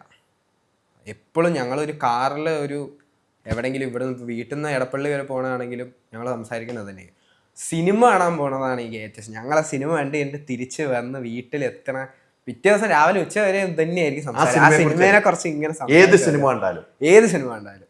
അപ്പോൾ ഇതേപോലെ ഓരോരോ കഥ. അത് എനിക്ക് പണ്ട് ഞാൻ കുറച്ചും കൂടി ചെറുതായിരുന്നപ്പോൾ ഇതേപോലെ അത്ര നമുക്ക് ഏട്ടനായിരുന്നു കുറച്ചും കൂടി ഇതൊക്കെ അച്ഛൻ്റെ കൂടെയുള്ള മൂമെന്റ്സ് കിട്ടിക്കൊണ്ടത്. ഇപ്പം എനിക്ക് ആ പ്രായമായി. അപ്പം ഫുൾ ടൈം ഇങ്ങനെ വരാൻ നാട്ടിൽ വന്നു കഴിഞ്ഞാൽ എനിക്ക് മെയിൻ അതാണ്, എനിക്ക് സിനിമ കാണാൻ പോകണം അച്ഛൻ്റെ കൂടെ. ഞങ്ങൾ പോകും, ഇത് കണ്ടിട്ട് ഇങ്ങനെ വരുമ്പോൾ ഫുൾ കുറേ കാര്യങ്ങൾ സംസാരിച്ചുകൊണ്ടിരിക്കും. അച്ഛൻ്റെ സിനിമ കണ്ടിറങ്ങുമ്പോൾ അച്ഛൻ അഭിനയിച്ചു വെച്ച കുറേ സീനുകളുണ്ടാവും. അതേക്കുറിച്ച് ഏറ്റവും കൂടുതൽ ചർച്ച ചെയ്യപ്പെട്ട സിനിമ ഏതായിരിക്കും? നിങ്ങൾ രണ്ടും സിനിമ കണ്ടിറങ്ങിയിട്ട് അച്ഛനും മോനും യാത്ര, അമ്മയൊക്കെ യാത്ര ചെയ്യുമ്പോൾ ഈ ലാസ്റ്റ് കണ്ട ഒരു സിനിമയായിട്ട് ലാസ്റ്റ് കണ്ടത് ഒരു സിനിമയായിട്ട് ബന്ധപ്പെട്ട് ലാസ്റ്റ് കണ്ടത് ഒരുമിച്ച് കണ്ടതല്ല, പക്ഷെ അല്ലാതെ കണ്ട ബമ്പർ അച്ഛൻ്റെ ചെയ്തത്. അത് കുറെ നാൾക്ക് ശേഷം അച്ഛൻ ഇതേപോലെ ഒരു വില്ലൻ സംഭവത്തിൽ എപ്പോഴും ഒരു പാറ്റേൺ ഉണ്ടല്ലോ, അത് ഇടയ്ക്കിടയ്ക്ക് ബ്രേക്ക് ചെയ്യാറില്ല, അതേപോലെ ഈ ഇടയ്ക്ക് അങ്ങനെ ബ്രേക്ക് ചെയ്ത് ഇറങ്ങിയ സിനിമയായിരുന്നു. അച്ഛൻ കുറെ അടിപൊളിയായി പെർഫോം ചെയ്യാനും ചെയ്തതും സാധനമായിരുന്നു. അപ്പം അതിനെക്കുറിച്ചാണ് സംസാരിച്ചിട്ടുണ്ടല്ലേ. ഈ റിവ്യൂ ഇപ്പം ദാസന്റെ സൈക്ലിംഗ് റിവ്യൂ ആയിട്ട് കുറേ പേരും വരും. റിവ്യൂ പറയുന്ന സ്വാതന്ത്ര്യമുള്ള രാജ്യമാണ്, കുറേ പേരും വരും. അതെങ്ങനെയാണ് കാണുന്നത്? അത് ദാസേട്ടൻ പറയുന്നുണ്ട്, ദാസേട്ടനുള്ള ഉത്തരം പറയുന്നുണ്ട്. അതും ദാസന്റെ സിനിമയിൽ പറഞ്ഞുണ്ട്. മുൻകൂട്ടി സിനിമയിൽ പറഞ്ഞു ദാസേട്ടൻ കൃത്യമായിട്ട് പറയുന്നുണ്ട്. റിവ്യൂ വരും മക്കളെ, ദാസേട്ടൻ സൈക്കിൾ വെട്ടിപ്പോയി മുൻകൂട്ടി പറഞ്ഞിട്ടുണ്ട്. പറഞ്ഞിട്ടുണ്ട്. ഇനി പറയേണ്ട കാര്യമില്ല, സൈക്കിൾ കാണുമ്പോൾ തന്നെ അറിയാം, കാണുമ്പോൾ നിങ്ങൾക്ക് അറിയാം ദാസേട്ടൻ എന്താ പറയുന്നത്. ഒന്നും വിട്ടിട്ടില്ലാന്ന് ചുരുക്കം. ഇപ്പം മലയാളം, തമിഴ് എല്ലാ ഭാഷയിലും. തമിഴിൽ ഇപ്പൊ ഏതാണ്? തമിഴിൽ ഇപ്പോൾ 3-4 പ്രോജക്റ്റ് നടന്നുകൊണ്ടിരിക്കുന്നു. സൺ ടി വിയുടെ അരുൺനിധിയുടെ പ്രോജക്റ്റ്, റേനിഗുണ്ട സെക്കൻഡ്, അനുഷ്കയുടെ ഘാട്ടി തെലുങ്കിൽ, പവൻ കല്യാൺ സാറിൻ്റെ പുതിയ തെലുങ്ക് ഹരഹര വീരമല്ലു, ധനുഷിൻ്റെ പടം റിലീസാവുന്നു, കുബേര, കുറേ പടങ്ങൾ പോകുന്നു. 4-5 പ്രോജക്റ്റുകൾ. മലയാളം ഞാൻ പറഞ്ഞല്ലോ, ഞാനിങ്ങനെ അവിടെ തിരക്കായപ്പോൾ മിനിയാന്ന് രാത്രിയാണ് അലീൻ ഞാൻ വന്നത്. അലീൻ അവിടെ നിന്നാണ് ഞാൻ വിളിക്കുന്നത്. വന്നു. ഇന്നലെ കുറച്ച് ഷൂട്ടുണ്ടായിരുന്നു. ഇനിയിപ്പോൾ റിലീസിന് വേണ്ടി കുറച്ച് ദിവസങ്ങൾ മാറ്റി വെച്ചതാണ്. ഇന്നിപ്പോൾ നാളെ നിലമ്പൂരിൽ പോകുന്നതൊരു മലയാളം സിനിമയുടെ ഷൂട്ടിന് വേണ്ടിയിട്ടാണ്. അതുപോലെ അഖിലൊക്കെ ആയിട്ടുള്ള ചേർന്നുള്ള പ്രവർത്തനങ്ങൾ. ഇപ്പോൾ ഞാൻ പറഞ്ഞല്ലോ, അടുത്തൊരു പ്രൊഡക്ഷൻ ശാന്തകുമാറിൻ്റെ മധുരക്കണക്ക് ഷൂട്ട് കഴിഞ്ഞു, അതിൻ്റെ പോസ്റ്റ് പ്രൊഡക്ഷൻ നടന്നുകൊണ്ടിരിക്കുന്നു. അങ്ങനെ ഇപ്പോൾ ലിജോനെപ്പോലുള്ള ആളുകൾ നമുക്ക് തന്ന മലയിക്കോട്ട പോലെയുള്ള സ്ഥലം, ലാലേട്ടൻ്റെ കൂടെയുള്ള ഓളവും തീരവും പോലുള്ള അത്രയും നല്ല നല്ല പ്രോജക്റ്റ് ചെയ്യാൻ വേണ്ടി മലയാളത്തിൽ വിളിക്കുന്നു എന്നുള്ളതും വലിയ കാര്യമായിട്ടാണ് കാണുന്നത്. ഇനിയും അത്ര തുടർച്ചകൾ ഉണ്ടാവും എന്നാണ് വിശ്വസിക്കുന്നത്. ഇപ്പോൾ മമ്മൂക്ക അടുത്ത കാലത്ത് മമ്മൂട്ടി കമ്പനി എന്ന് രൂപീകരിച്ചിട്ട് നമുക്കറിയാം, അദ്ദേഹം ശരിക്കും ഈ റിട്ടയർമെൻറ്റ് ലൈഫ് ആഘോഷിക്കുന്ന ചില ആൾക്കാരില്ലേ, ഇങ്ങനെ യാത്രകളൊക്കെ പോയിട്ട്. അതേപോലെയാണ് മമ്മൂക്കയുടെ ഇപ്പോഴത്തെ സിനിമകൾ അല്ലേ, ഇപ്പോഴത്തെ സിനിമകൾ സംഭവിച്ചുകൊണ്ടിരുന്നത്, പ്രത്യേകിച്ച് മമ്മൂട്ടി കമ്പനിയുടെ പേരിൽ. അതിലേക്ക് എന്നെ ഇതുവരെ വിളിച്ചിട്ടില്ല. പക്ഷെ ആ യാത്രയിൽ ആഘോഷത്തിൽ പങ്കെടുക്കേണ്ട ഒരാളാണ് ഞാൻ തന്നെയാണ് ഞാൻ വിചാരിക്കുന്നത്. അതുകൊണ്ട് ആ വിളി വരും തന്നെയാണ്. അതിന് വേണ്ടിയിട്ടാണ് ഞാൻ ഇപ്പോൾ ഇവിടെ പറഞ്ഞത്. അതെ അത് മമ്മൂക്കാക്ക് ഈ കട്ടിങ് ഞാൻ അയച്ചു കൊടുക്കുന്നത്. അത് മമ്മൂക്ക അത് ചെയ്യേണ്ടതാണ്, നിർബന്ധമായിട്ടും ചെയ്യേണ്ട ഒരു കാര്യമാണ്. ആ യാത്രയിൽ ആ കാലഘട്ടത്തിലൂടെ യാത്ര നമുക്ക് ചെയ്യണം. അതെ ഈ പറഞ്ഞല്ലോ മമ്മൂക്കേൻ്റെ ഈ സിനിമ നവസിനിമകളുടെ ഒരു ആഘോഷം നടന്നുകൊണ്ടിരിക്കുന്നത്. അതിൽ പങ്കെടുക്കാൻ പറ്റാതെ ആയി പോരുത് എനിക്ക്. അതാണ് ഞാൻ പറഞ്ഞത്. അല്ല, തീർച്ചയായിട്ടും മമ്മൂക്ക ഈ പറഞ്ഞ പോലെ ഭയങ്കരമായിട്ട് ആഘോഷമാക്കുവാണ്. മമ്മൂക്കാട് ഓരോ സിനിമകൾ ആഘോഷമാക്കണം. ഇപ്പൊ ലാലേട്ടനാണെങ്കിൽ ആഘോഷമായിക്കൊണ്ട് വന്നുകൊണ്ടിരിക്കുകയാണ്. ഇനിയിപ്പോ ഇത് വലിയ എമ്പുരാൻ വരാൻ പോകുന്നു. തീർച്ചയായിട്ടും വലിയ സിനിമ ലാലേട്ടൻ. അതിന്റെ തൊട്ട് പിന്നാലെ മമ്മൂക്കാടെ പസൂക്ക ഉൾപ്പെടെയുള്ള സിനിമകൾ വരുന്നു. ലാലേട്ടൻ്റെ തുടര് വരുന്നു. എത്ര സിനിമകളാണ് ഈ ഒന്നിനു പറയുന്ന മലയാള സിനിമ. അപ്പോൾ മലയാള സിനിമ ഈ പറഞ്ഞ പോലെ ലോകം എമ്പാടും അറിയുന്ന ഒരു സബ്ജക്റ്റാണ് മലയാള സിനിമ മാറിക്കഴിഞ്ഞിരിക്കുന്നു. അതിൽ അഭിമാനിക്കുന്ന വ്യക്തികളാണ് നമ്മളെല്ലാവരും. തീർച്ചയായും. ഈ തമിഴ്നാട്ടിലും തെലുങ്കിലൊക്കെ അഭിനയിക്കാൻ പോകും മലയാള സിനിമയെക്കുറിച്ച് ചർച്ച ചെയ്യാറുണ്ട്. അയ്യോ, വലിയ റെസ്പെക്റ്റാണ് നമുക്ക് കിട്ടുന്നത്. കാരണം ഞാനൊരു ഉദാഹരണം പറയാം. അതായത് ചില സമയത്ത് ഞാൻ ലോകത്തിലെ ഏറ്റവും വലിയ ഭാഗ്യവാനാണല്ലോ എന്ന് വരെ ഞാൻ വിചാരിക്കും. എന്തുകൊണ്ടാണെന്ന് വെച്ചാൽ ഈ അഭിപ്രായങ്ങളൊക്കെ നേരിട്ട് കേൾക്കാനുള്ള ഭാഗ്യം എനിക്കല്ലേ ഉണ്ടാവുന്നത് എന്ന് ഞാൻ വിചാരിക്കും. ചില വലിയ വലിയ ആളുകളുടെ കയ്യിൽ നിന്ന് മാറിയ മലയാള സിനിമയെക്കുറിച്ച്, മലയാളത്തിൻ്റെ തുടക്കകാലം മുതലേ മലയാളം സൂക്ഷിക്കുന്ന ഒരു അതാണ് ഞാൻ നേരത്തെ പറഞ്ഞത്. അതിൻ്റെ ഒരു തുടർച്ചയാണ് നമുക്ക് വേണ്ടതെന്ന് പറഞ്ഞ് സൂക്ഷിക്കുന്ന ചില സംഭവങ്ങളുണ്ട്. ഈ അടുത്ത കാലത്ത് സത്യരാജ് സാറ് ഒരു തെലുങ്ക് സിനിമയിൽ സെറ്റിലിങ്ങനെ ഇരിക്കുക, ഞങ്ങളെല്ലാവരും കൂടെ ഇങ്ങനെ ഇരിക്കുമ്പോൾ തെലുങ്ക് സിനിമയിലെ ആളുകളോട് സത്യരാജ് സാറ് പറയാണ്. അപ്പം എന്നെയാണ് നിർത്തിയിട്ട് എന്നെ സാക്ഷിയാക്കിയിട്ട് അദ്ദേഹം സംസാരിക്കുന്നത്. ഇവരുടെ സിനിമ എന്ന് പറഞ്ഞാൽ 600 സിനിമകളിൽ നായകനായൊരു മനുഷ്യനുണ്ടായിരുന്നു. വേൾഡ് റെക്കോർഡ് ഇതുവരെ തകർക്കുക. അതാണ് പ്രേം നസീർ. ഇന്ന് അപ്പം നസീർ സാറിനെ അവർക്ക് അറിയെങ്കിൽ കേട്ടിട്ടുണ്ടെങ്കിൽ, പുതിയ തലമുറയിലെ കുട്ടികൾ അത്ര ഉണ്ടാവില്ല. അപ്പോൾ അവർ കേട്ടിട്ടുണ്ടെങ്കിൽ 600 സിനിമയിൽ നായകനോ സാർ. അപ്പോൾ ക്യാമറാമാൻ കുറച്ചുകൂടി ഒരാൾ പറഞ്ഞു, അവർ അന്ന് 18 ദിവസം കൊണ്ട് 20 ദിവസം കൊണ്ട് സിനിമ എടുക്കുന്ന ആൾക്കാരാണ്. അന്ന് ആ സമയത്ത് വലിയ സിനിമകൾ ഉണ്ടാക്കുന്ന ആൾക്കാരാണ്. വലിയ സിനിമകൾ വെച്ചാൽ കണ്ടന്റ് വൈസ് വലിയ സിനിമകളാണ് അന്നും പറയുന്നത്. ഇതേപോലത്തെ ഓളവും തീരൊക്കെ അല്ലേ ഞാൻ പറയാം, അങ്ങനത്തെ സാധനങ്ങളെല്ലാം ഉണ്ടാക്കുന്നത് നമ്മൾ. അപ്പോൾ പിന്നെ അദ്ദേഹം പറഞ്ഞു, സത്യരാജ് സാർ, ആ 600 സിനിമകളിൽ 110 സിനിമകളിൽ ഒരേ നായകനും നായികയും ഷീലാമയും നസീർ സാറും കൂടെ ചെയ്തത് അതൊക്കെ അത്ഭുതങ്ങളാണ് എന്നവർക്ക് പറഞ്ഞു. അങ്ങനെ അപ്പം ഞാനിങ്ങനെ ആലോചിക്കുക, അല്ലേ എന്നോട് ചോദിക്കുക അല്ലേ എന്ന് ചോദിക്കുമ്പോൾ ഞാൻ ഇതൊക്കെ കേൾക്കാൻ എനിക്കല്ല. അപ്പം ഞാൻ അവരുടെ ഒരു തുടർച്ചയുടെ ഭാഗമായിട്ട് ഇങ്ങേ തലയ്ക്കൽ ഇന്ന് ഇതൊക്കെ അനുഭവിക്കുന്നുണ്ട്, ഒരു സുഖമുണ്ടല്ലോ, ഒരു സന്തോഷം ഉണ്ടല്ലോ. അത് മലയാളത്തിന് മാത്രം കിട്ടുന്ന ഒരു റെസ്പെക്റ്റാണത്. അത് ഇന്നും പുതിയ കുട്ടികൾ ഉണ്ടാക്കി തുടരുന്നു എന്നുള്ളത് വലിയ കാര്യമാണ്. പഴയതിന് മാത്രം പറഞ്ഞ് നിർത്തുകയല്ല ഞാൻ. അങ്ങനെ സബ്ജക്റ്റുകൾ കൊണ്ടുവരുന്നു. പുതിയ കുട്ടികൾ അത് വളരെ ശക്തമായിട്ട് പ്രത്യേകിച്ച് അവിടെ സഹസംവിധായകരായ ആളുകൾ, സിനിമയിൽ ബന്ധപ്പെട്ട് പ്രവർത്തിക്കുന്നവരൊക്കെ ഓരോ വിഷയം നമ്മളോട് ഒന്ന് ചോദിക്കും. ആ ഈ സിനിമയെ കുറിച്ചൊക്കെ ചോദിക്കാം.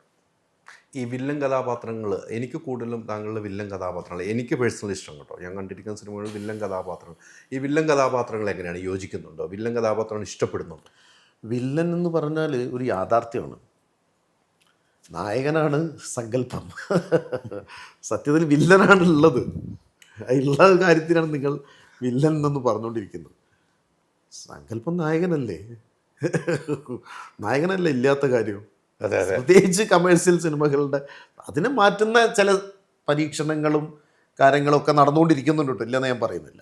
സ്വാഭാവികമായിട്ട് ഉണ്ടാവുന്ന സാധനം. വില്ലൻ എന്ന് പറയുന്നത് നമുക്ക് എന്താണെന്ന് പറയുമോ, ശരിക്കും ഒരു അഭിനേതാവിനെ സംബന്ധിച്ചിടത്തോളം അയാളുടെ മാത്രം വ്യൂ പോയിന്റിൽ നോക്കുക ഒരുപാട് ആക്ടിങ് ഏരിയയുടെ ഒരുപാട് സാധ്യതയുള്ളൊരു സാധനമാണ്. അല്ലെങ്കിൽ നായകനിൽ ഇങ്ങനെ ചാർത്തപ്പെട്ട കുറേ രീതികളിലൂടെ പോകേണ്ട സംഭവമല്ല. വില്ലൻ്റേതായ ഒരുപാട് അഭിനയ സ്വാതന്ത്ര്യങ്ങളൂടി നൽകുന്ന ഒരു ഏരിയയാണ് വില്ലൻ എന്ന്. അപ്പോൾ വില്ലൻ എന്ന് പറയുന്നത് നിങ്ങൾ ഇമേജ് ആഗ്രഹിക്കുന്ന ആളുകളാണെങ്കിൽ നിങ്ങൾ വില്ലൻ ചെയ്യാതിരിക്കുന്ന നല്ലത്. താരത്തിന് പഠിക്കാനാണ് നിങ്ങൾ വന്നത്, അതല്ല നടന് പഠിക്കാനാണോ നിങ്ങൾ സിനിമയിലേക്ക് വരുന്നതെങ്കിൽ നിങ്ങൾ വില്ലനൊക്കെ ചെയ്യണം. എന്നാലേ നിങ്ങളുടെ അഭിനയത്തിന് കൂടി ഒരു വ്യത്യാസം. വില്ലൻ ചെയ്യാൻ പറ്റാത്ത പോയ കുറേ ആളുകളുണ്ട്. ഇപ്പോൾ വിജയ് സേതുപതി അതിനെ തകിടം മറിച്ചില്ലേ. ഈ അടുത്ത കാലത്ത് വന്ന സിനിമകൾ മുഴുവൻ വില്ലൻ കഥാപാത്രം കൂടി ചെയ്ത് തകിടം മറിച്ചില്ലേ. ഇത് വീണ്ടും നായകനായിട്ട് വന്നല്ലോ, സിനിമ ജനം സ്വീകരിച്ചല്ലോ. അപ്പം അങ്ങനത്തെ ഒന്നുമില്ല. ഇമേജിൻ്റെ തടവറയിൽ പെട്ടുപോകാതിരിക്കുക എന്നുള്ളത് പ്രധാന ഘടകമാണ്. മമ്മൂക്ക വരുന്നു ഇപ്പോൾ പുതിയ സിനിമ. അതെ അതെ അതെ.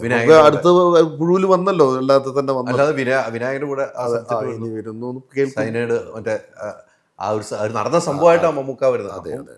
എല്ലാം ഒരു നേരത്തെ പറഞ്ഞ ഒരു നടനാണെങ്കിൽ എല്ലാം ചെയ്തു തന്നെ എല്ലാം ചെയ്യണം. എല്ലാം ചെയ്യുമ്പോൾ തന്നെ നടനുള്ള ആ സങ്കല്പം പൂർണ്ണമാവും. തീർച്ചയായിട്ടും. എന്തായാലും ദാസേട്ടൻ്റെ സൈക്കിൾ സൂപ്പർ ഹിറ്റാണ്. നമ്മൾ ഇങ്ങനെ വട്ടത്തിൽ ചവിട്ടുകൾ നീളത്തിൽ ഇങ്ങനെ പോയിക്കൊണ്ടിരിക്കും. എല്ലാ തിയേറ്ററിലും ആളുകളെത്തി സൂപ്പർ ഹിറ്റാകട്ടെ. വളരെ കുറച്ച് തിയേറ്ററാണെങ്കിലും ആ തിയേറ്ററിൽ നിന്ന് ഇറങ്ങുമ്പോൾ ഈ ദാസേട്ടൻ എൻ്റെ വീട്ടിലുണ്ടായിരുന്ന ഒരാളാണ്, അല്ലെങ്കിൽ എൻ്റെ അയൽവക്കത്തുണ്ടായിരുന്ന ദാസേട്ടനാണ്, അല്ലെങ്കിൽ എൻ്റെ മോനായിരുന്നല്ലോ അത്, അല്ലെങ്കിൽ എൻ്റെ തൊട്ട് ജ്യേഷ്ഠൻ്റെ മോൻ ഇങ്ങനെയായിരുന്നല്ലോ എന്ന് ചിന്തിക്കുന്ന ഇതിലേക്കുള്ള സബ്ജക്റ്റ് ആയിരിക്കുമെന്ന് ഞാൻ വിശ്വസിക്കുന്നു. ഇപ്പോഴത്തെ കാലഘട്ടത്തിൽ പറയുന്ന എല്ലാം പറഞ്ഞു പോകാൻ ഈ സിനിമയ്ക്ക് കഴിഞ്ഞിട്ടുണ്ട്. അത് കറക്റ്റ് ടൈമിൽ റിലീസിന് ഒരുങ്ങുന്നു. റിലീസ് മാർച്ച് 14 തീയതിയാണ്. മാർച്ച് 14 തീയതി അലി പറഞ്ഞതുപോലെ തന്നെ കുടുംബത്തിൻ്റെ ഒരു വലിയ അത്രയും അത്യാവശ്യമുള്ള ഒരു രാഷ്ട്രീയം പറയേണ്ട കാലഘട്ടത്തിൽ തന്നെയാണ് ഈ സിനിമ റിലീസാവുന്നത്. അത് തിയേറ്ററിൽ വന്ന് കാണുക എന്ന് പറയുന്നത് തന്നെയാണ് ഏറ്റവും വലിയ ഈ കാലഘട്ടത്തിലുള്ള സാംസ്കാരിക പ്രതിരോധം എന്നും കൂടെ പറഞ്ഞുകൊണ്ട്, വയലൻസിനെ മാത്രം കുറ്റം പറയലല്ല, ഇത്തരം സിനിമകൾ വരുമ്പം അത് തിയേറ്ററിൽ കുടുംബത്തോടെ വന്ന് കാണുക എന്നുള്ളതും നമ്മുടെ പ്രധാന ജോലികളിൽ ഒന്നാണ് എന്ന് ഓർമ്മപ്പെടുത്തിക്കൊണ്ട് മാർച്ച് 14 തീയതി കാണാം. തീർച്ചയായിട്ടും. ഒത്തിരി സന്തോഷം. വാട്സാപ്പ് വഴി ഇംഗ്ലീഷ് പഠിക്കാൻ ഇംഗ്ലീഷ് കഫേ ഉള്ളപ്പോൾ ഇംഗ്ലീഷ് ഒരു വിഷയമേ അല്ല. English cafe, we present you the perfect English. WhatsApp now 9633 888 575.